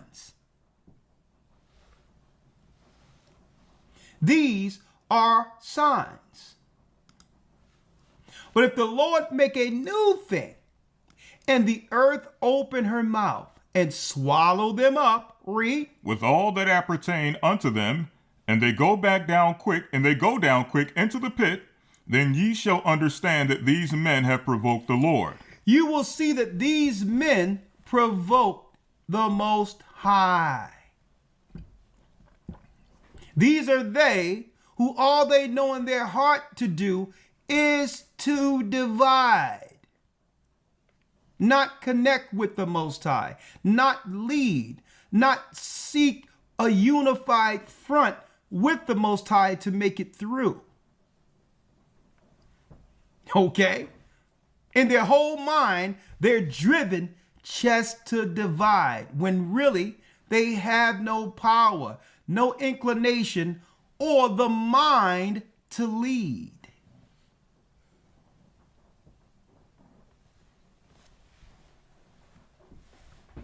"31. And it came to pass, as he had made an end of speaking all these words, that the ground clave asunder that was under them, and the earth opened her mouth, and swallowed them up, and their houses, and all the men that appertain unto Korah, and all their goods. They and all that appertain to them went down alive into the pit." Went down alive in the pit. A one-way ticket to hell itself. No burials, no funerals, no memorials. They went straight to hell. Read. And the earth what? And the earth closed upon them, And the earth closed up. Read. and they perished from among the congregation. And they perished amongst the congregation. Now, why did the Most High do this? Because it happened in the heavens before the earth was made. There was a divide. Lucifer convinced 1/3 of the angels to go against the Almighty. You know what a demon is, because it's the children of those same angels. A demon seeks to divide. Someone with an inclination to lead and to do a work in of their self does that. They don't sit there and think in their mind how to divide something they had no hand in bringing forth.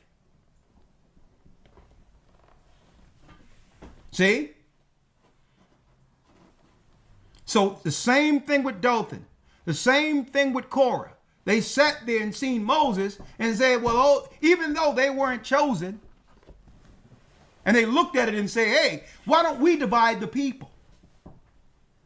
And the reason why they was in that particular posture, because they don't have the mind to go work and lead their own people that the Most High would entrust under them. This is what hell was made for.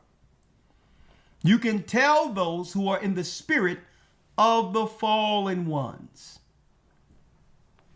because they don't look to do their own work. They look to destroy from within, because they don't have no mind of how to actual do the work that leads to unity. Think about this, folks. The heavens is unified. And with that, the Most High, through a word, through total order, made the heavens and the earth. Think about that. So he understands the beginning of it all because he started it all. But then you have Lucifer, a Johnny-come-lately, a product of the work, who will look at it and say, guess what? I can't do what the Most High did, Lucifer, but what I can do is convince the angels to go a separate way.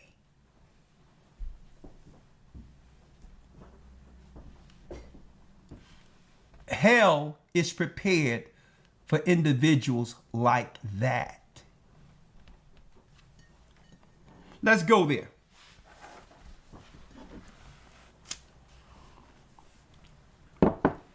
Let's go there now.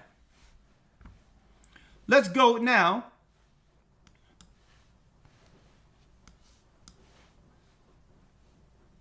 A matter of fact, let's go to the book of Enoch.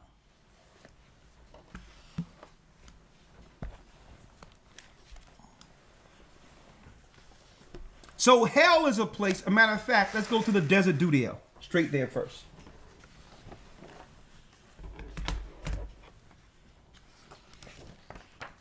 The book of Enoch, chapter 10 and 1. So the fallen angels came into the earth.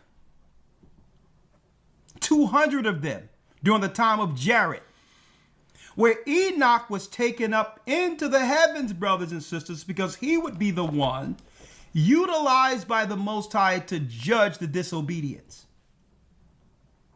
Right? So in Genesis 6, where it says the sons of God saw the daughters of men that they were fair and laying with them. These were actual angels, folks, that began the disobedience in the earth, and they produced bastards. See? They produced bastards. Titans. Now, through this, eventually these spirits would have what? No place, because the Most High didn't think of them in the original creation. These are hybrids. So the Most High said, well, listen, I don't got no place for you. You can just float around the earth, being this hybrid product, and become evil spirits, and Christ will judge you all later. That's right, and send you directly to hell in the judgment. So hell was a place prepared originally for the fallen angels. People weren't supposed to go there. People weren't supposed to go into hell. Think about this, folks. If Adam and Eve would not have eaten the tree of good and evil, they would have partaken of the tree of life and lived forever. So that was what? That was the creation for man that was intended to live forever under a righteous God. For water, Alex. Let's go there real quick. Let's go there. We're here at the book of Enoch, the 10th chapter. Read it. Enoch 10 and 1. Then said the Most High, the Holy and Great One, spake, and sent Uriel to the son of Lamech, and said to him, Go to Noah, and tell him, in my name, hide thyself, and reveal to him the end that is approaching, that the whole earth will be destroyed, and a deluge is about to come upon the whole earth, which will destroy all that is on it.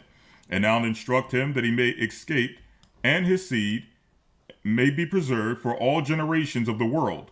And again the Lord said to Raphael, Bind Azazel hand and foot, and cast him into the darkness, and make an opening in the desert which is in Dudiel, and cast him therein, and place upon him rough and jagged rocks, and cover him with darkness. And cover him with darkness, folks. This is where you get your pyramids from. These were the monuments that were built by the angels to hold the fallen ones. Read. And let him abide there forever, and cover his face, that he may not see light. Read. And on the day of the great judgment, he shall be cast into the fire. And on the day of the great judgment, he will be cast into the fire. So obviously, hell initially was made for the original sons of God from the heavens, the disobedient ones who began to teach mankind disobedience, to go against the laws. See, they were disobedient up there, so they would find the children of Cain to teach the disobedience down here. So the Most High had a place for them. Hell. Hell. Whether people believe it's real or not, hey, I guess what? We will all know eventually. I would rather understand it's real so that I can understand, according to the word, how to avoid it. Okay, I'd rather know that it exists. Because, folks, a spirit that the Most High creates is forever. Whether it was with him in the beginning, sent into our mother and father to live here, and or after this, it's the spirit that feels, not the body. It's the spirit that's connected to our nerves. Understand that. Hey, when you get an opportunity, if your stomach can bear it. If you ever go to a morgue or something, they're cutting that body up and doing all types of stuff. And that body isn't reacting, saying, ouch, ooh, what's going on here? Why? There's no spirit. So it's the spirit that felt the pain. See? So all of that feeling goes with the spirit someplace else.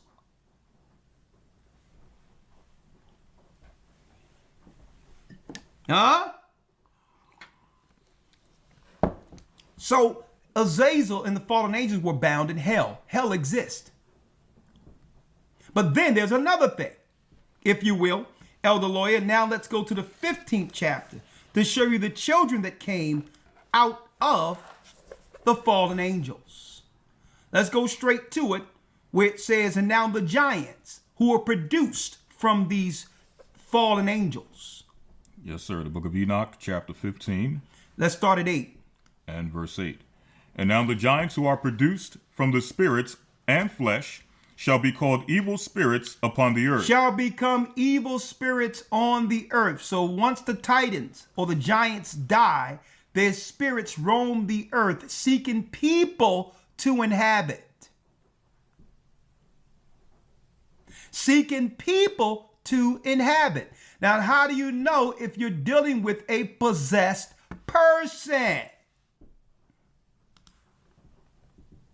You know you're dealing with a possessed person when they're doing all the actions of the fallen ones. Division, cannot forgive, always causing situations, never satisfied. There's no peace with this person. That's how you know you're dealing with a possessed person.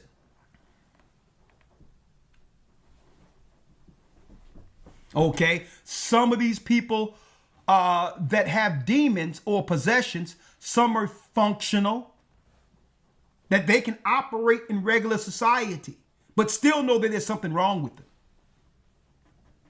Okay? Or you can have people that's always to the other side.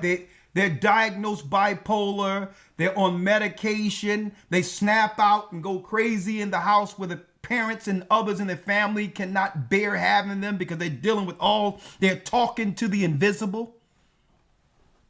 So these are they who are normally institutionalized. Okay? But there are functional, calculated people who have demon possession,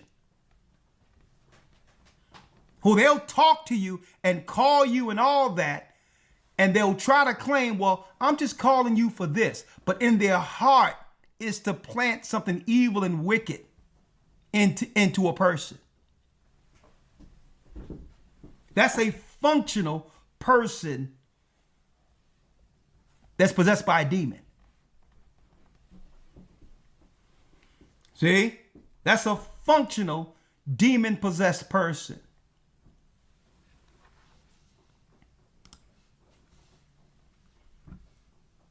Shall be called evil spirits upon the earth. Read. And on the earth shall be their dwelling. And on the earth shall be their dwelling.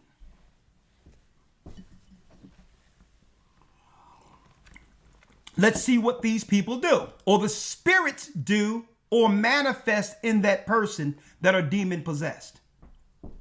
Read. Evil spirits have proceeded from their bodies, because they are born from men, and from the holy watchers is their beginning and primal origin. Read. They shall be evil spirits on earth, and evil spirits shall they be called. As for the spirits of heaven, and heaven shall be their dwelling. But as for the spirits of the earth, which were born upon the earth, on the earth shall be their dwelling. They what? And the spirits of the giants afflict, oppress, destroy, attack, do battle, and work destruction on the earth, and cause trouble. And cause trouble, folks. Hold up. I have it on the wrong thing. As the evil spirits in heaven shall be their dwelling. But as for the spirits of the earth, which were born upon the earth, on the earth shall be their dwelling. And the spirits of the giants do what? Afflict, oppress, so they're never satisfied. They look to keep that dark spirit and put it on other people. Read. Destroy, because they don't have no idea how to build anything. Read. Attack, and attack, and try to justify it as a victim when no one did anything to them. And see, and that's what we have to understand. Demon-possessed people front themselves before others as victims so that it's unassuming. So that you're thinking, oh, you poor thing, who did what to you? And they're sitting there laughing under breath and saying, here's another soul I'm about to destroy. Oppress, destroy, attack, read. Do battle. And that's all they can do.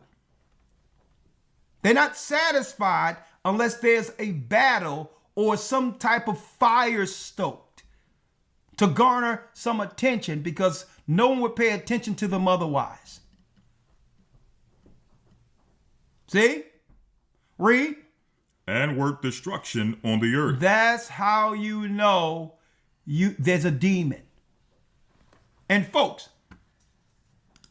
let me tell you, because of these scriptures and because of life and because I understand the rules according to Christ, I've always understood when I was up against a demon. Because they'll try to come in different ways. Hey, how you doing, elder? How you feeling? What's going on? Just want to check up on you. Yeah, what's going on? And then in the conversation, it's some negative, crazy stuff. And then I say, you know what? Guess how I solve myself from that? Don't ever call me again with this. There's a structure in place. You get up under that structure. And when they can no longer come with the, hey, how you doing? Or try to flatter you, the next time you speak to them, the demon will come out that was in them the whole time. I want your life. We're gonna destroy you. Stop already. See? And then that's when you say, okay, I told you. See? So they'll come, oh, I was a victim. Oh, things ain't right. Oh, this is to make you believe that something is going on that doesn't exist.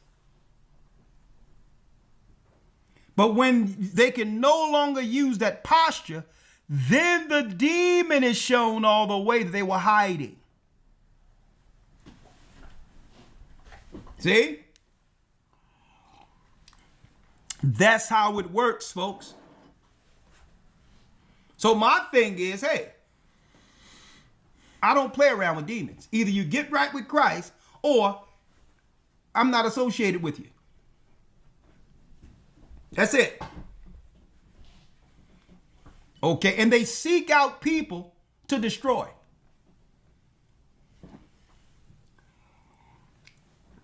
Oh yeah, have you heard the gathering of Christ Church? And even though this person have been totally filled with the word, I'm speaking of the people they'll try to get to. Have you heard the gathering of Christ Church? Huh? Oh yeah. So you know, they're cool and all of that. They're good people, but you know, they are a blessing. See? They'll come with all of the flattery and say, but there's a few things you probably need to understand. I'm going to give you the real tea on what's going on. Had no hand in showing this person the light in a direction that they should be going in according to the Almighty. That's how you know you're dealing with demon possession. See? That's a demon possession. Now, let's go here. So they attack, they do battle, and work destruction in the earth. Read. And cause trouble. And cause trouble. Read. They take no food, but nevertheless hunger and thirst, and cause offenses. And cause offenses. See? And see, and this is why it says some spirits cannot come out unless it be through fasting and prayer. Right? This is spiritual warfare here. And these spirits shall what? And these spirits shall rise up against the children of men and women, and against the women, because they are proceeded from them. Because they are proceeded from them. At the end, there's no satisfaction with these spirits. There's no satisfaction unless what? Unless someone dies. And there's still no satisfaction. After the person dies, it'll float around these spirits to find another person.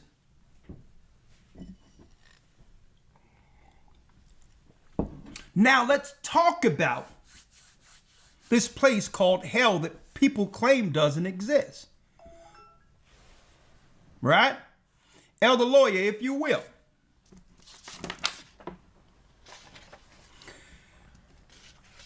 Let's go to 1 Peter's. A matter of fact, let's go to Matthew 12, verse 40.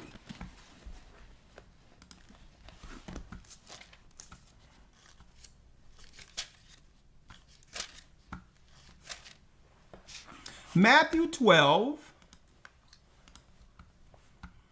verse 40. Say Matthew 12 and 40. A matter of fact,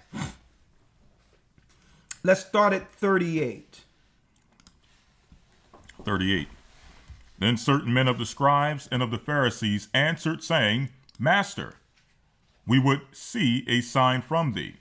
But he answered and said unto them, An evil and adulterous generation seeketh after a sign, and there shall no sign be given it but the sign of the prophet Jonas. But the sign of the prophet Jonas. Everyone is seeking a sign. But it says, no sign shall be given to this people. Thawada, who's that? LaSalle Upton, thank you. There shall no sign be given to you but the sign of the prophet Jonas. What is this sign? Read. For as Jonas was 3 days and 3 nights in the whale's belly, so shall the Son of Man be 3 days and 3 nights in the heart of the earth. 3 days and 3 nights in the heart of the earth. The sign is Christ going into hell, that place for judgment, and appearing on earth 3 days later. So hell was made for judgment. So the judge would have to visit there between realms after death. See that? So of course, his spirit would have to go into a place of holding like any person who dies. And I'm speaking of Christ. But the difference between Christ and us, hell could not hold him. Sad, right? So he went through the regular process where his spirit goes exactly. I'm going to show you in a moment how it happens. Christ went through the same process. He went directly into hell and stayed only 3 days and 3 nights, and then appeared before all of us, showing that he had the power over it. He didn't even have to go through the 7-day journey that that anyone who die on earth must go through. He didn't have to go through that journey. He went straight down there for a purpose. Now remember, because of these particular spirits, the Most High had a great earthquake and broke the earth into continents. Just remember that.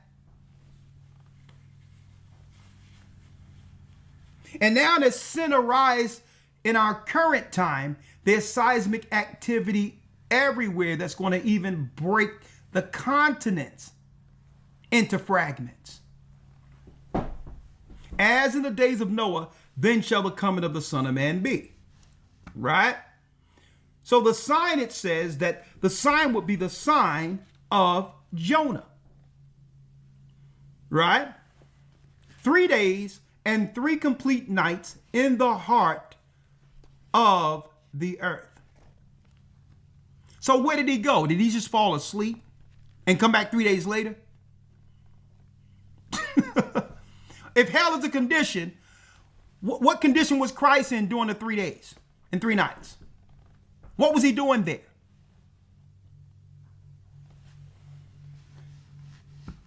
Let's go to 1 Peter 3. Thawada Tyra, bless you.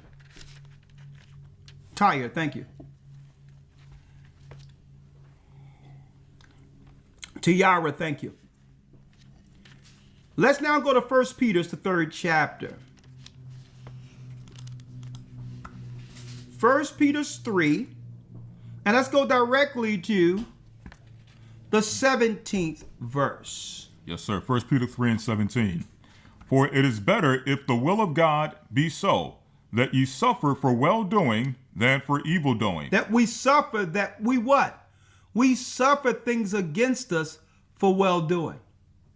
It's better that if you're doing right and people are still coming at you and you're suffering it, it's better that way than the other way. 18. For Christ also have once suffered for sins, the just for the unjust, that he might bring us to God, being put to death in the flesh, but quickened by the Spirit.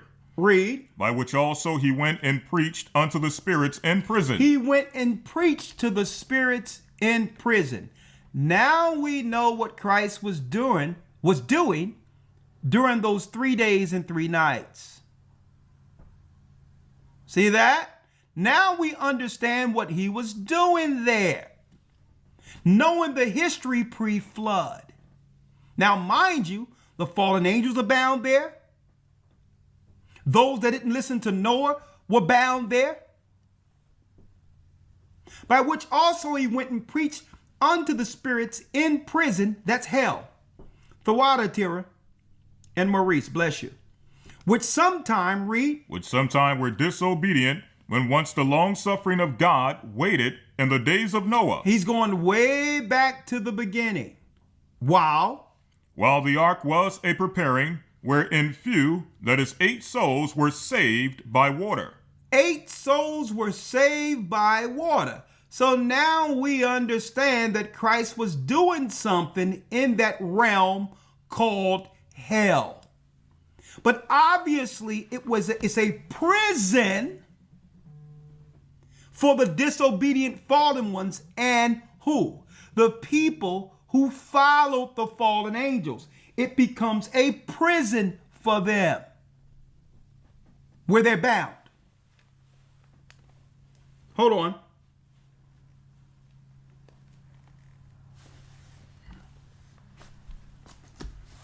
Where they're bound. So let's talk about it now. So Christ wasn't just down there, just 3 days, 3 nights, and just relaxing.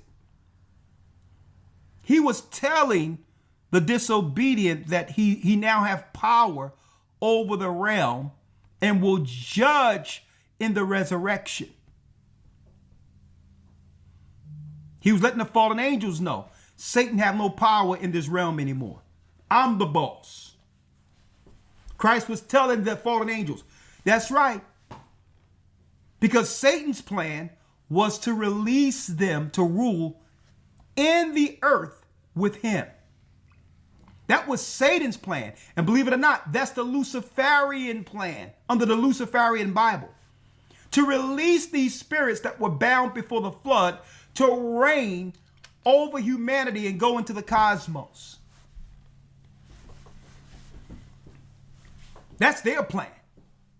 The Antichrist plan is to release these souls, their Messiah, and the gods that are bound to rule over the earth to stop Israel, God's people, from getting our chance with the promise.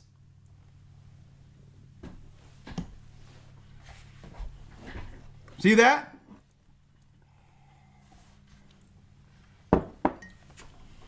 So it tells you about the spirits that were released through the river Euphrates that gave mankind the idea of being able to do these shots and all these things to get rid of a population of people. All of that comes with these same spirits that were bound. 90% of them were released. I'm speaking of the Nephilim spirits, or the demons that were held after Noah's Ark after Noah's Ark rested on Mount Ararat.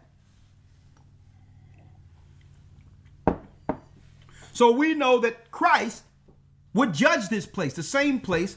Let's get Luke 16 real quick.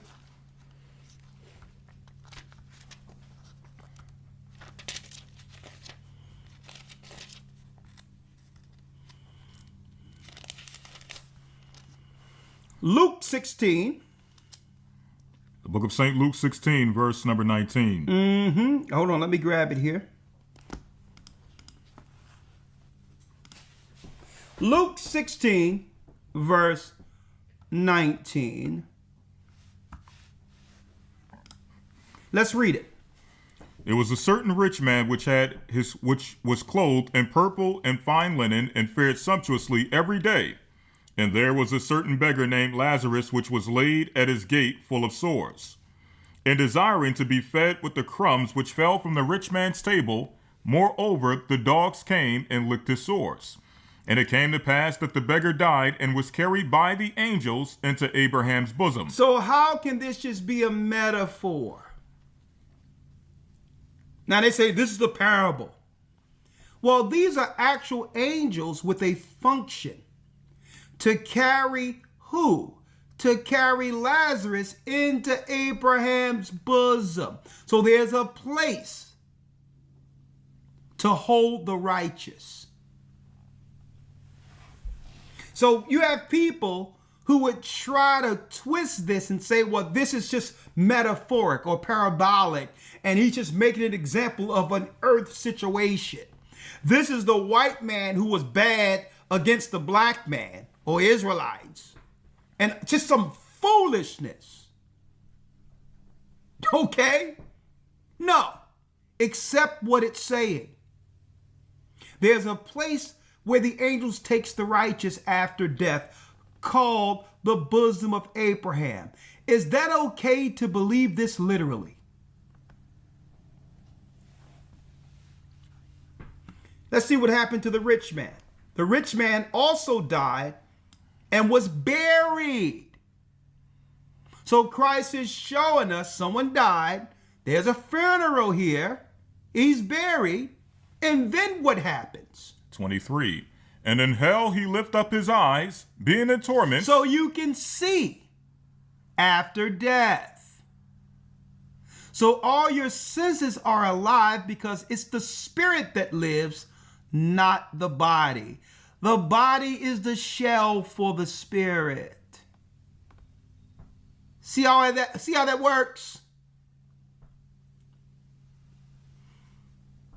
In hell, he lift up his eyes, read. Being in torments, and seeth Abraham afar off, and Lazarus in his bosom. So it says he seeth Abraham afar off. So the rich man is on a different side, but in the same realm to hold souls. So they can see paradise. They can see all the righteousness that comes with paradise from the place of torment. And he see Lazarus chilling, relaxed, right? 24.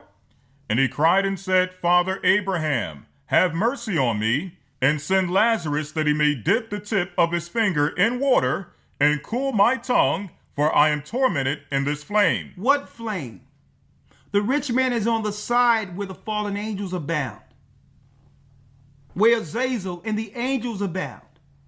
And the angels that are bound and the spirits that are around them are tormenting those that are with or amongst them day and night.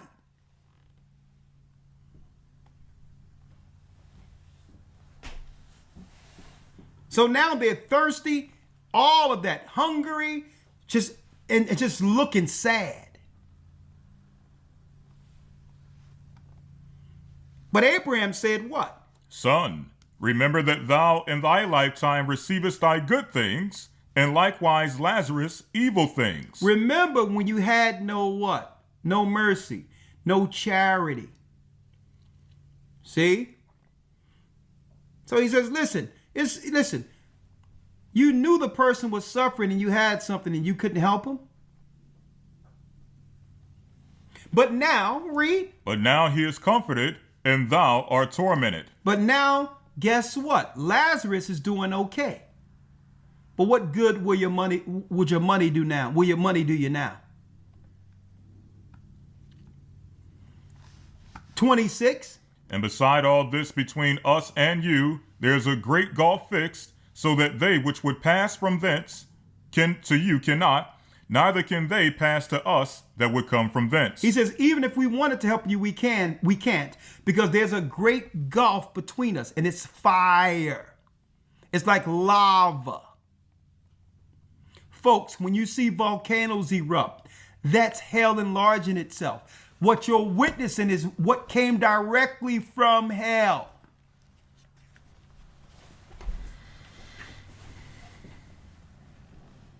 Then he said, I pray thee therefore, Father, that thou wouldest send him to my father's house, for I have 5 brethren, that he may testify unto them, lest they also come into this place of torment. He says, hey, I got 5 brothers. At least go speak to them, because they think this on the same line we do.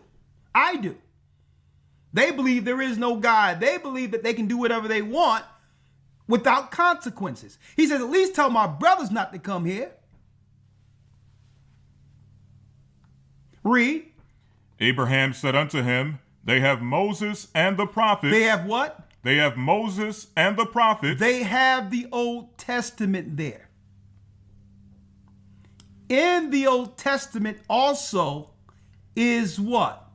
Christ's path in ministry. Christ did not teach his ministry using the New Testament. There was no need for it. He had to fulfill what was written in it, including the ministry given to the disciples. He says they have the Old Testament with them. Moses is the first 5 books, and the rest of it are the prophets. He said they got the book. They have the scrolls. And he said, Nay, Father Abraham, but if one went unto them from the dead, they will repent. he said, hold up. If someone came from the dead, they will surely do what's right and say, hey, it's smoking down there. 31. And he said unto him, if they hear not Moses and the prophets, If they don't hear the Bible, read. neither will they be persuaded, though one rose from the dead. Christ rose from the dead. Do you think, are the people listening right now? Christ rose from the dead. It's proof. In the annals of Rome, they talk about this man who rose from the dead. It's history, and people still wax worse.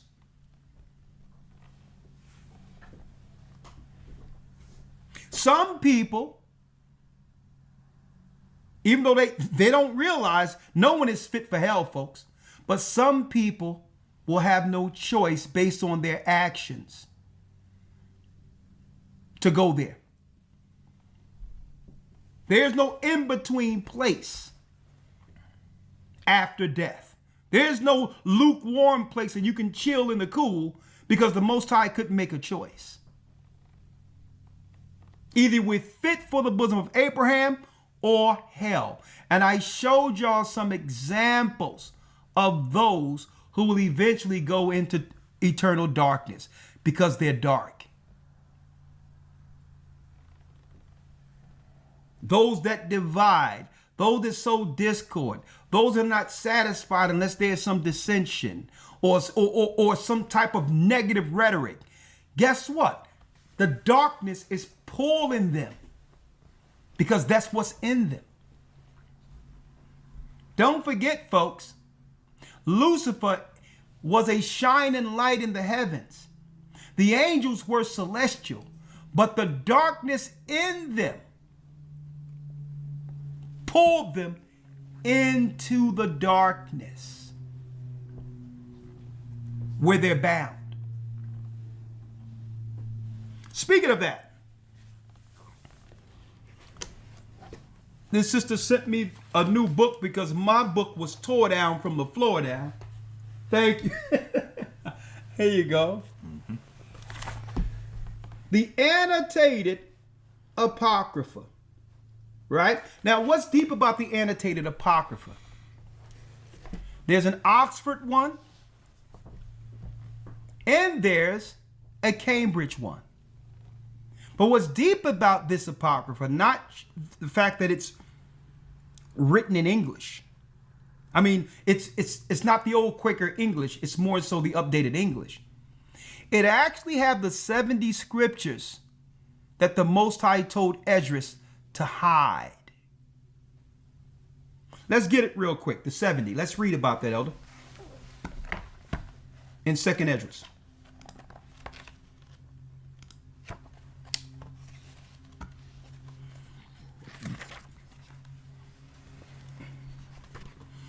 Second Esdras chapter 14 and verse number 42. 14, verse 42. The highest gave understanding unto the 5 men, and they wrote the wonderful visions of the night that were told, which they knew not. And they sat 40 days, and they wrote in the day, and at night they ate bread. As for me, I spake in the day, and I held not my tongue by night. In 40 days they wrote 204 books. And it came to pass, when the 40 days were fulfilled, that the highest spake, saying, the first that thou hast written, publish openly. He says the first record you have, you can publish this openly. These are the records we see in the Apocrypha that was in the original Bible. Read. That the worthy and unworthy may read it. Whether people believe in it or not, they'll have it accessed through their libraries. They'll be able to see it. Read. But the 70 last. But the 70 you keep last. Read. That thou mayest deliver them only to such as be wise among the people. The 70 will be delivered those who what? As be wise among the people.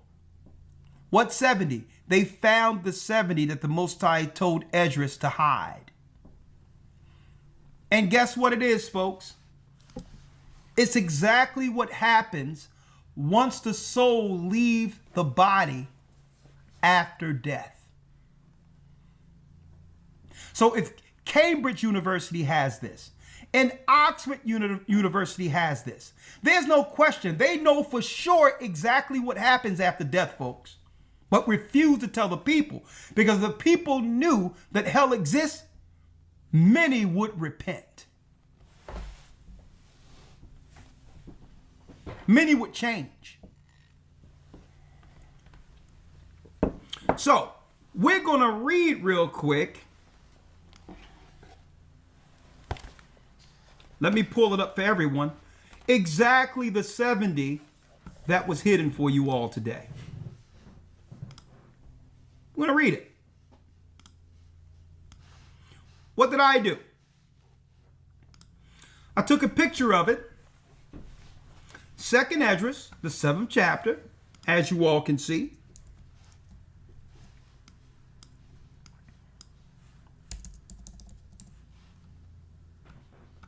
See if I can blow it up more. There it is. I took a picture out of the actual book. And we're going to go straight to the 70th verse. Now, folks, in the regular Apocrypha, it stops.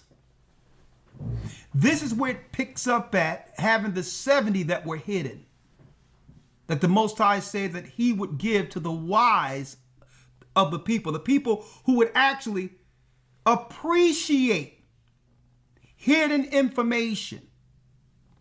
Information that's needed by all people in the world, regardless of ethnicity, regardless of nation, because death comes to all. Death comes to all. Everybody on earth should actually realize what happens after this.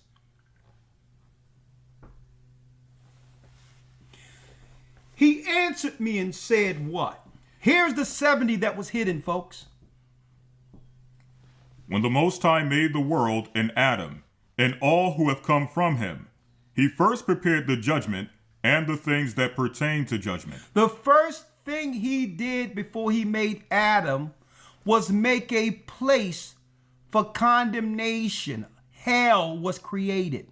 When the Most High sparked the center of the earth with fire to hold the celestial who disobeyed him, he needed a place that can hold them as a prison, knowing their power. See? So he created hell first. Read. But now understand from your own words, for you have said that the mind grows with us.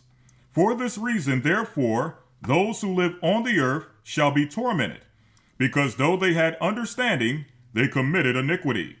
And though they received the commandments, they did not keep them. And though they obtained the law, they dealt unfaithfully with what they received. Wait, what then? Will they have to say in the judgment, or how will they answer in the last times? How will they answer in the last times? They knew better. They knew better, but decided to be what? You got it. Against the Most High, against the work, against what they knew was right. Time and chance happen to all men, folks. It really comes down to what one does with it.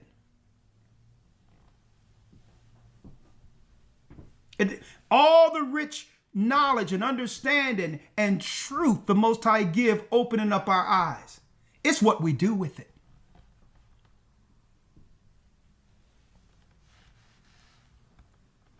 Read. How long has the Most High been patient with those who inhabit the world? How long have he been patient with us? Read. And not for their sake, but because of the times that he has foreordained. I answered and said, if I have found favor in your sight, O Lord, Show this also to your servant, whether after death, as soon as every one of us yields up the soul, we shall be kept in rest until those times come when you will renew the creation, or whether we shall be tormented at once. So Ezra is asking him about the judgment. These are the 70 that were hidden. So what are you going to do with us after this? Does it happen all at once? Read.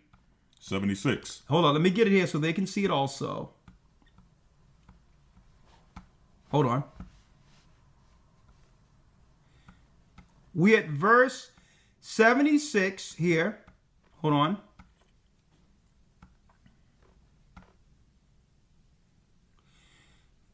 All right. Let me minimize it right there. There you go. Read on. He answered me and said, 76 here. He answered me and said, I will show you that also. But do not include yourself with those who have shown scorn, or number yourself among those who are tormented. For you have a treasure of works stored up with the Most High, but it will not be shown to you until the last time. Look at that. He said, I'm going to show you. But don't include yourself in those who have shown scorn, because you have already worked to have a reward that's separate from those who will get judged. Now, imagine that getting what? An assurance from the Most High while you're living that you're okay, that you've done enough works where he's satisfied to make sure you'll be protected even after death. Imagine that. But do not include yourself with those who have shown scorn, with the malcontents, or number yourself amongst those who will be tormented. So obviously the Most High is doing what? The Most High is easing Ezra concern, bracing him for what he's about to understand. So outright, it must be something very heinous on the other side if you have to assure Ezra not to worry. Next verse. 78. Now concerning death, the teaching is, Here's the teaching on death. when the decisive decree has gone out from the Most High that a person shall die, as the spirit leaves the body to return again to him who gave it, first of all, it adores the glory of the Most High. First of all, it see that light. That's number one. Even non-believers have passed. And the first thing they seen was that light and come back. And then the first thing they do when they wake up is run to Barnes and Nobles or go on Amazon and buy themselves a Bible. Totally ignoring the Bible at first. But the Most High gave them a shot, bringing them back. The example is with Brother Azariah, who produced that logo or that introduction for the news. I'll never switch that up. He did all that before there was any such thing as AI just giving you stuff. I'll never change our news introduction. I'll always thank that brother and always bring forth his name as a testimony for Saint. I'll never forget this. We come into the country, we get a call where they telling us that Azariah have 2 hours to live. We land, I think it was in Mississippi at the time. get in a car. Listen to this, folks. Get in the car.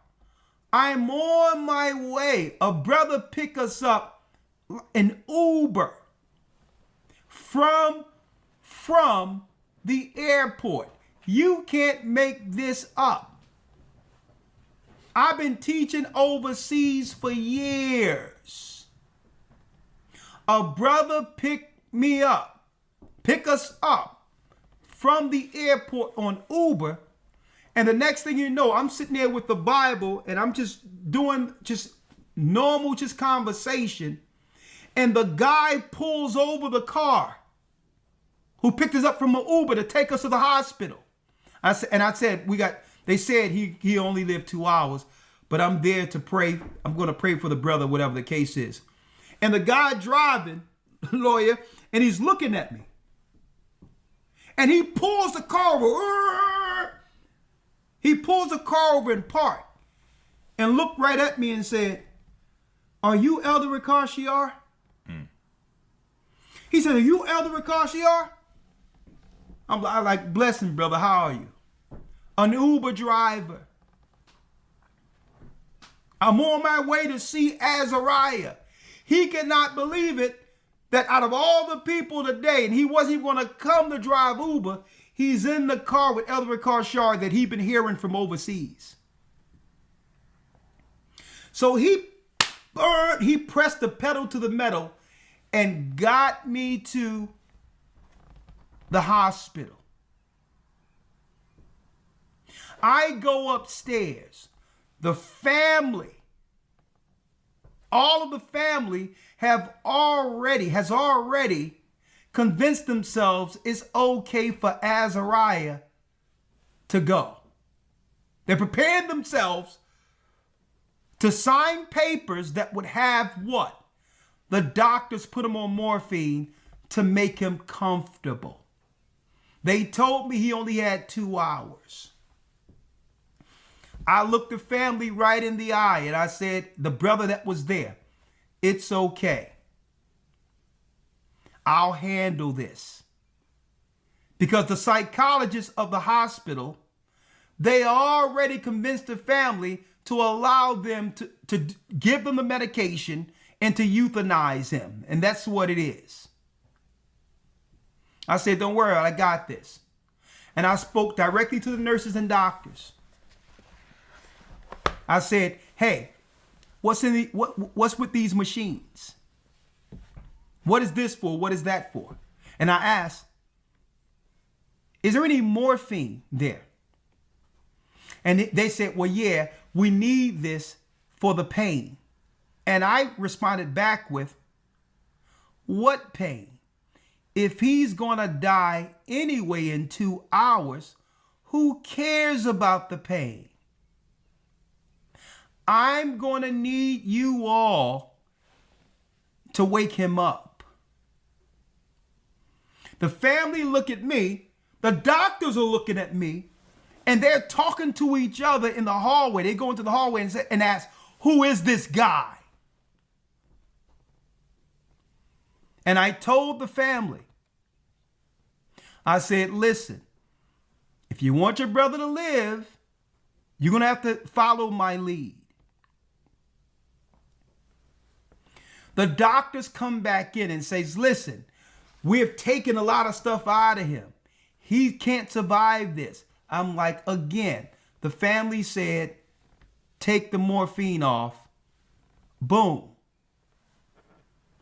No sooner as they took the stuff off, a couple of minutes, guess who eyes open with a smile? Azariah. Listen to this. He looks right at me and he says, Elder, listen to this.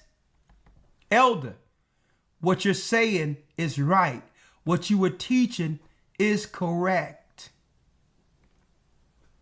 It's all correct. I was standing there with the light right there, and I was asking to go back. I was asking, I wanted to talk to you. This is what he was. The light was there, and he's standing right there, waiting to go back. And there's an angel there, and he's asking, I want to talk to you. I want to talk to Ricard. He knew I was there. I've talked about this before, brothers and sisters, but not this detailed. He knew I was on the other side. He wakes up. We anoint him. He's sitting there smiling. He's talking with me. He's eating beef ribs that night. And he lived about 6 months past the time they said for him that he'll only be there. He'll only live 2 hours. He lived 6 months. He had time to get his family together, say his goodbyes. He had time to do all of that. And before he passed, he says, Elder, I would like to come on a broadcast to tell everyone that what y'all been teaching is real because I came from there.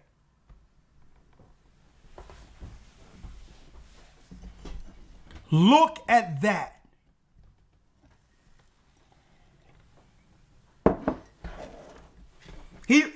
I may call his brother and bring his brother on again to remind you all. The thing that shocked me is the fact that he knew I was in the room, but living on the other side. He was on the other side, fully conscious.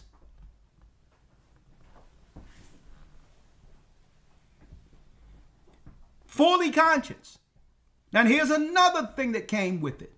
Even though he could not walk or anything on the physical side, it wasn't like that on the spiritual side. He was standing next to a spirit next to him. He was standing up.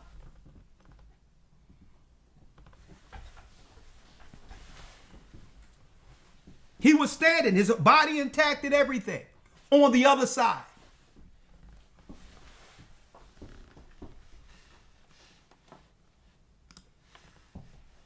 Let's go to that light. Yes, sir. Verse number 79. Verse number 79. We're going to do this for the sake of time. 79 here. 78. Yep, 78 is for the light. Now concerning death. Now concerning death, the teaching is, when the decisive decree has gone out from the Most High that a person shall die, as the spirit leaves the body to return again to him who gave it, first of all, it adores the glory of the Most High. It adores that light. They showed that on the movie Ghost, even though that was a promotion for necromancy and mediums and witchcraft. They were just promoting Whoopi as a witch. But that part is true. There's a light there. Read. 79. If it is one of those who have shown So scorn... water for those that are helping. Read. If it is one of those who have shown scorn and have not kept the way of the Most High, who have despised his law and hated those hated those who fear God, and they hate those who fear God, that they form a hatred against the servants of God, brothers and sisters. Read. such spirit shall not enter into habitations. Such spirit shall not enter into habitation. They're in trouble with the Most High. Read. But shall immediately wander about in torments, always grieving and sad in 7 ways. Grieving and what? Sad in 7 ways. Now think about it. They're taking their sorry sadness to death with them. What they couldn't let go, what they couldn't forgive, the darkness that drove them into dissension, heresy, and hatred, that goes nowhere. It goes in a place where what? A place that was made that can relate to what's in them. They're sad, they're sorry, they're miserable, they're hate, all the hate, it goes to the place that's prepared for that.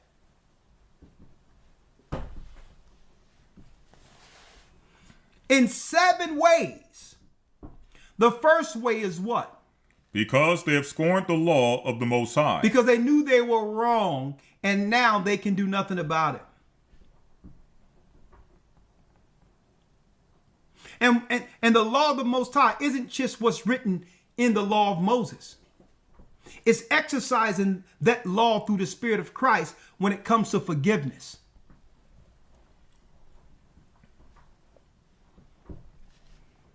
The second way.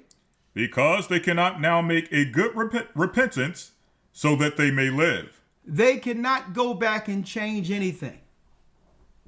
At least on earth, we have an opportunity to talk to people and interact with people to fix issues, to try to make amends while there's still life on earth. But after this, it's too late. Now the regret sits in.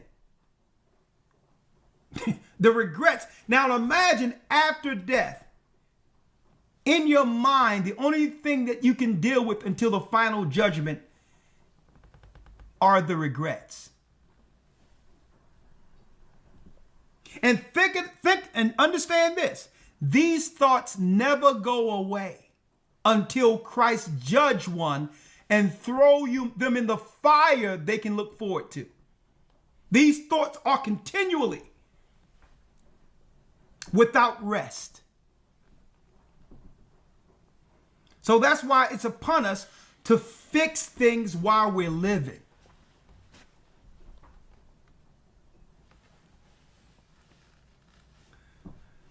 The second way, because they cannot make a good repentance so that they may live. There is no, my bad, I was sorry. None of that.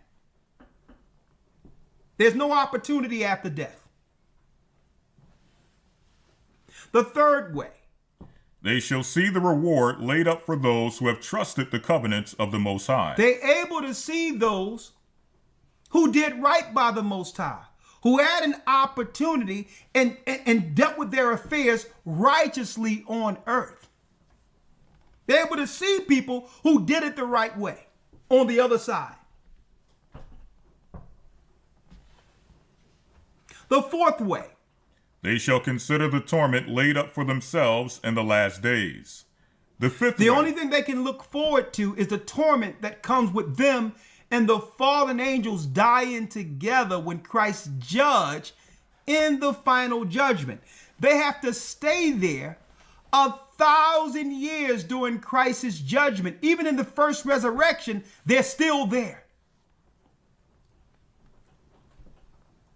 They have to be there for a whole 1,000 years after Christ returns, and then they're thrown into the fire, which is the second death. And in the second death, they feel that torment, that torment in the fire for an eternity. Because what? The Most High never made a spirit. All spirits were made to live forever because we are of its essence. We're from the Most High.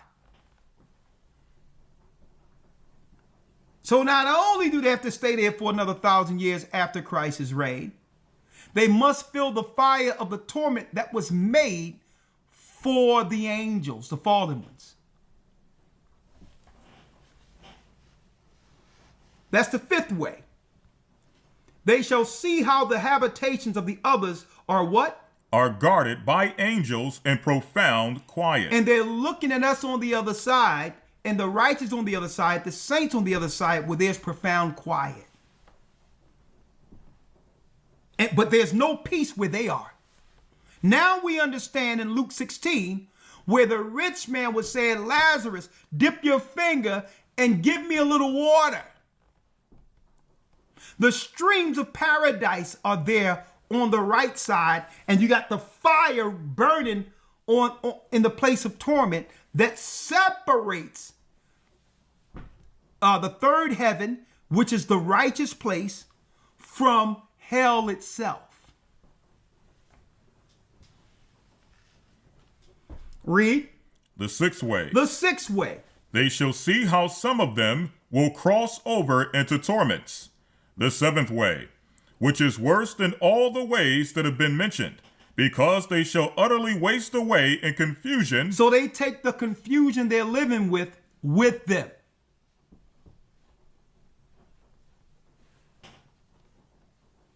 See?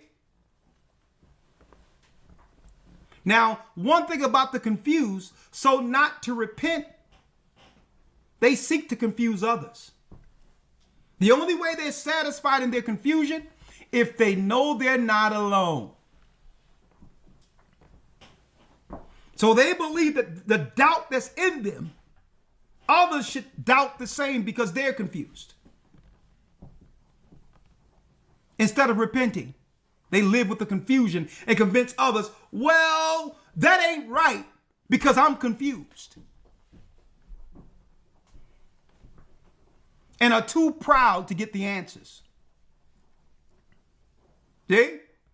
But they take the confusion with them. Here's a place where your confusion works out perfectly.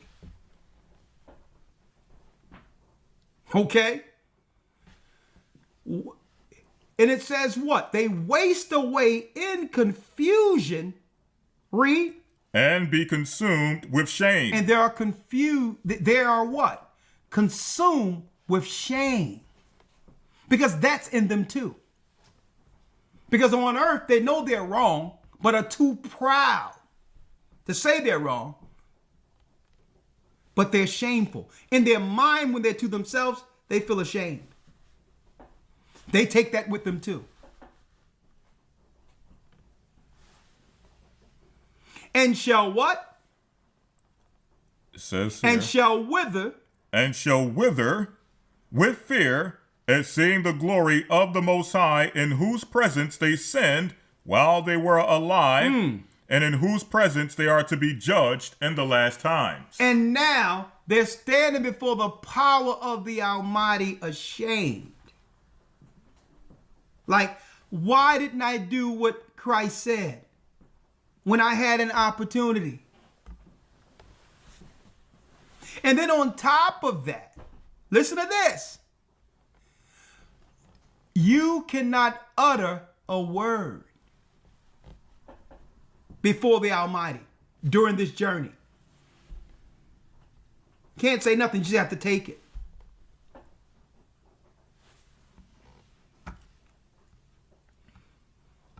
Read on. 88.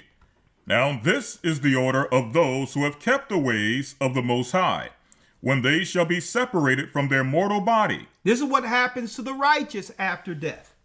Read. During the time that they lived in it, they laboriously served the Most High. While they lived in it, they laboriously served the Most High. The Most High told them to do the work, and they did it. And never stopped. It became their labor on earth to bring the kingdom here. It became their service, and they never stepped back from it. Now, this is the order of those who have kept the ways of the Most High, when they shall be separated from their mortal body. During the time that they lived in it, they laboriously served the Most High. That was their focus. Their focus wasn't dissension. Their focus wasn't heresy or rumor, innuendo, stumbling people. Their work was the labor. What they're bringing forth is it bringing people to the Almighty. Is it bringing people closer to God in Christ? Or is it confusing them and or stumbling them?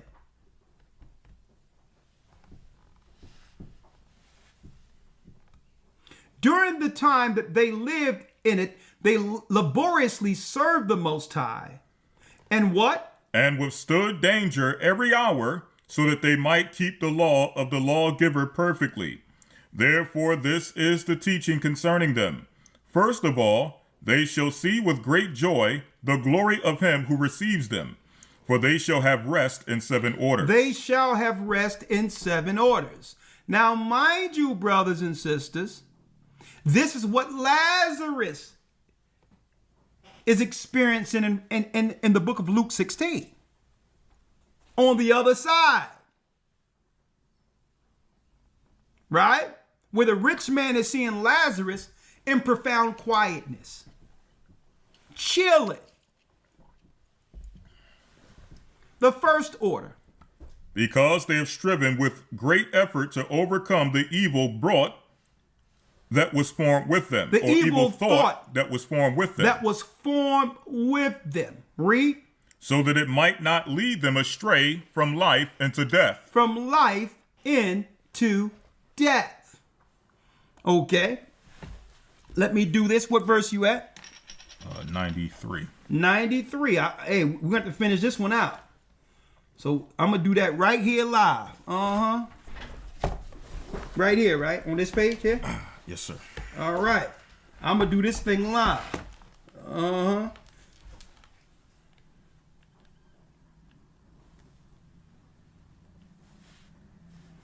One second. Because we showing it plain like that, I'm going to do the other page. I forgot to take a picture of them, but do that live here.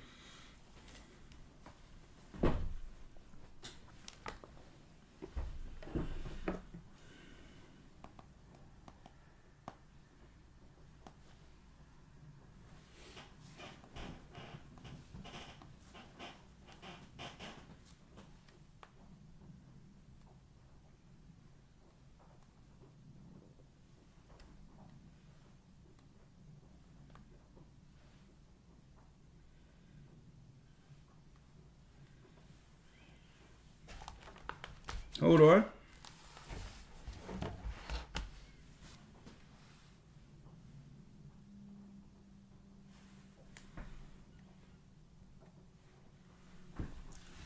One second, folks. Let me grab it for you.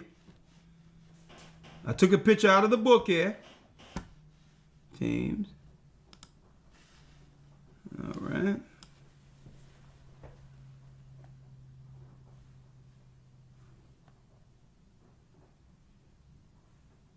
One second. There it is.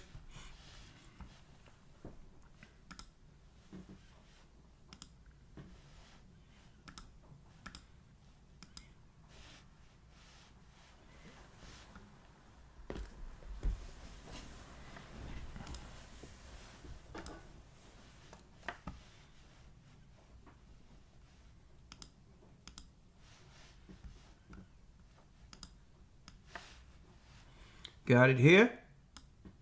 Boom, there it is.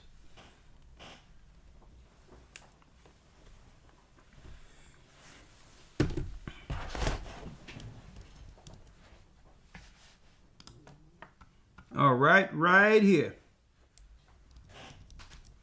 All right. That's the right one, right? Should be verse 93.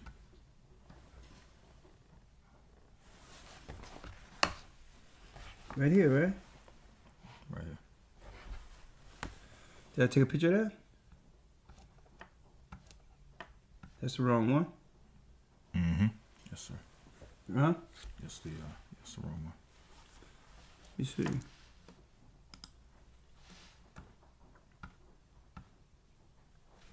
Right here, right? That's what I thought I took a picture of. Oh, okay. One second. Bear with me, folks.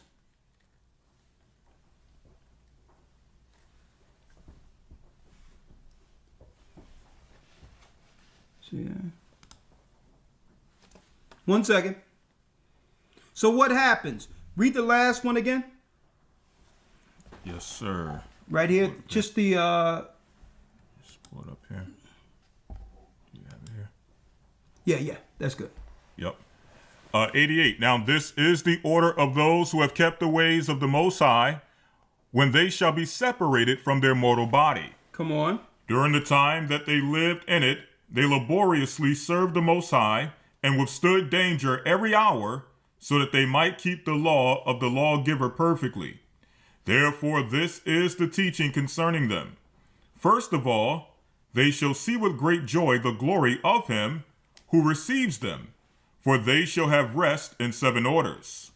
The first order, because they have striven with great effort to overcome the evil thought that was formed with them. The evil thought that was formed with them, go ahead. So that it might not lead them astray from life unto death. Come on. I got it right here now. Hold on, let me download it here.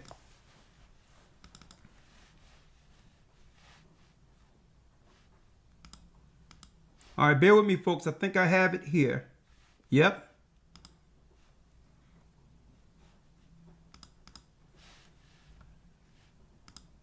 This is the one here.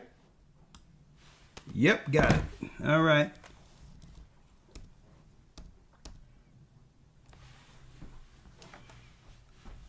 Okay. It's a little blurry, but I still got it. The second order. The second order, because they see the perplexity in which the souls of the ungodly wander, and the punishment that awaits them. The third order, they see the witness that he who formed them bears concerning them, that throughout their life they kept the law with which they were entrusted. They kept the law in which they were entrusted, including the law of Christ, to love thy neighbor as thy love thyself. The fourth order, they understand the rest that they now enjoy, being gathered into their chambers and guarded by angels in profound quiet. in profound quiet, like Lazarus was. And folks, they're not bound by time or space. So when the resurrection happens and they come back, it's going to be like they just died. That's how deep this is. In a twinkling of an eye, it's going to be like they just fell asleep and came back. Read. They shall rest, they shall understand the rest that they now enjoy, being gathered into the chambers and guarded by angels in profound quiet, and the glory waiting for them in the last days. In the last days, read the fifth order. They rejoice that they have now escaped what is corruptible and shall inherit what is to come. And besides, they see the straits and toil from which they have been delivered, and the spacious liberty that they are to receive and enjoy in immortality. And they see the life on earth, immortality after the resurrection. They know that they'll live forever. Look at that. The fallen angels who were made to live forever are tormented. And those that are in Christ who had to die, immortality. Right? People who would appreciate what the fallen angels denied by rebellion. Immortality. They had immortality and lost it. And through that, they die. See? Read. The sixth order, 97. The sixth order. When it is shown them how their face is to shine like the sun, and how they are to be made like the light of the stars, being incorruptible from then on. Being incorruptible from then on. Read. The seventh order. Which is greater than all that have been mentioned, because they shall rejoice with boldness, and shall be confident without confusion. Without confusion, read. And shall be confident without confusion, and shall be glad without fear. Glad without fear. For they press toward to see the face of him whom they have served in life, and from whom they are to receive their reward when glorified. Christ, read. This is the order of the souls of the righteous, as henceforth is announced, and they previously mentioned are the ways of torment, that those who would not give heed shall suffer hereafter. Read. Then I answered and said. Then I answered and said, will time therefore be given to the souls after they have been separated from the bodies, to see what you have described to me? So when someone dies, Ezra is asking, will souls see what you've just explained to me? Read. He said to me, they shall have freedom for 7 days. A 7-day journey, read. So that during these 7 days they may see the things which you have been told, And afterwards they should be gathered in their habitations. And after that, they will be gathered into their habitations, which means they'll either end up in the bosom of Abraham, of course, in church. Thank you, TJ. We were taught in church, you go to heaven or hell. Well, the bosom of Abraham is that example of what we used to call heaven. And hell are the torments. And there's a 7-day journey where whether you good or bad, you see it all. But eventually you go into your place. Now, also, either the righteous place, if we do right while on earth, will have the quietness that comes with the resurrection. Or if we scorn, divisive, evil, lying, deceiving, all the things that we know is wrong against God's law, there's a place for it. And it's called hell. And when you see the earth crack, guess what, folks? It's showing you that the people are sinning and there's no room there left. So when you see these earthquakes and all that, that's what you're seeing. The earth responding to the fact that hell has enlarged itself and has bust wide open. When now the souls that are on the sides of torment are packed in one amongst one another. That's how uncomfortable it is. And think about someone, a soul there, being packed up with all the sinners for thousands of years without rest until Christ judge in the final what? The final resurrection, which is the second death according to Revelation 20. Brothers and sisters, we all have an opportunity. Choose your side carefully. And based on our actions in the earth, understand, it's not the Most High who send any person anywhere. It's our actions while on earth. We choose the habitation we'll be in after death based on our personal actions on earth. Understand that. The Most High have the whole thing set where the life we live leads to a judgment or a habitation or where he'll hold us until the judgment. I thank the Most High for sending his son, for the mercy and the knowledge and the light to understand what many couldn't understand in this earth for generations. And I've been seeking to know, well, what happens after all of this? And the Most High revealed it through his prophets. And today, through the gathering of Christ Church, it has been delivered to you. Give full honor and reverence to Ahia, Ahia. That's the name of God. And his son, Yeshua, our Savior. Through the Holy Spirit, the Ruach. I hope this particular lesson help all those who may view this from this day forward. Help you on your journey with the understanding to what? To know the God who has awakened us all. I'll see you tomorrow in the academy. And yes, we're back. What are we dealing with, Elder Lawyer? We have a brand new lesson, the 12 Lost Tribes Found. The 12 Lost Tribes Found, revisited. It's time to bring that thing up to date. And we'll do that tomorrow in the academy. Of course, you can support the church. $ GOCC report through Cash App. Go to gatheringofchrist.org under donate. You can always donate tithes, offerings, whatever you see fit that you can afford to help the church go forward. There's also a drop down if you want to support the I Am Royal School for our children. And understand, whatever you contribute towards, that's where your money goes. Mm-hmm. That's right. Okay? And thank you all here.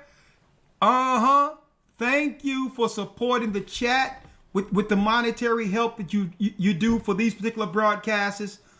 We really love you. We thank you for all your support. And above all, continue in prayer. We need those prayers and your spiritual support on the outside of these teachings, that the Most High can protect us going forward to finish the work Christ has entrusted in this particular ministry. With that, we're going to say, stay prayed up, sin not. We will soon see Israel. And yes, we are the children of Israel, and we are back. You all have a pleasant, blessed Sabbath. Ahayah's calling back Israel.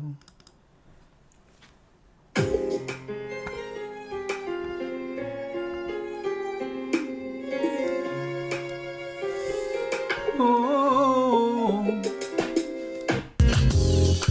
The East is where we're from. The 12 tribes of Israel. In 721 BC, the Assyrian king, he took us down, we fell. With a great escape we went through the Euphrates. The Lord held the water still. To a land where no mankind dwelt, we went. The 12 tribes of Israel. That's who we be, Manasseh, the Cubans, Ephraim from Puerto Rico, and Valley from the Isles of Hawaii. The Lord is calling back Israel. Zebulon from Panama, the North American Indians, Simeon, the Dominicans. The highest gathering Israel. The Arabs and Africans told us. Good point. Together our wives and children then sold us. In the belly of these great ships we traveled in fear. By the rivers of Babylon we found our brothers here. Asher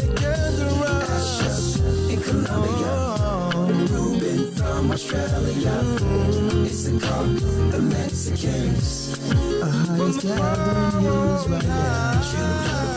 the Negroes, Benjamin the West Indians, Levi, the Haitians.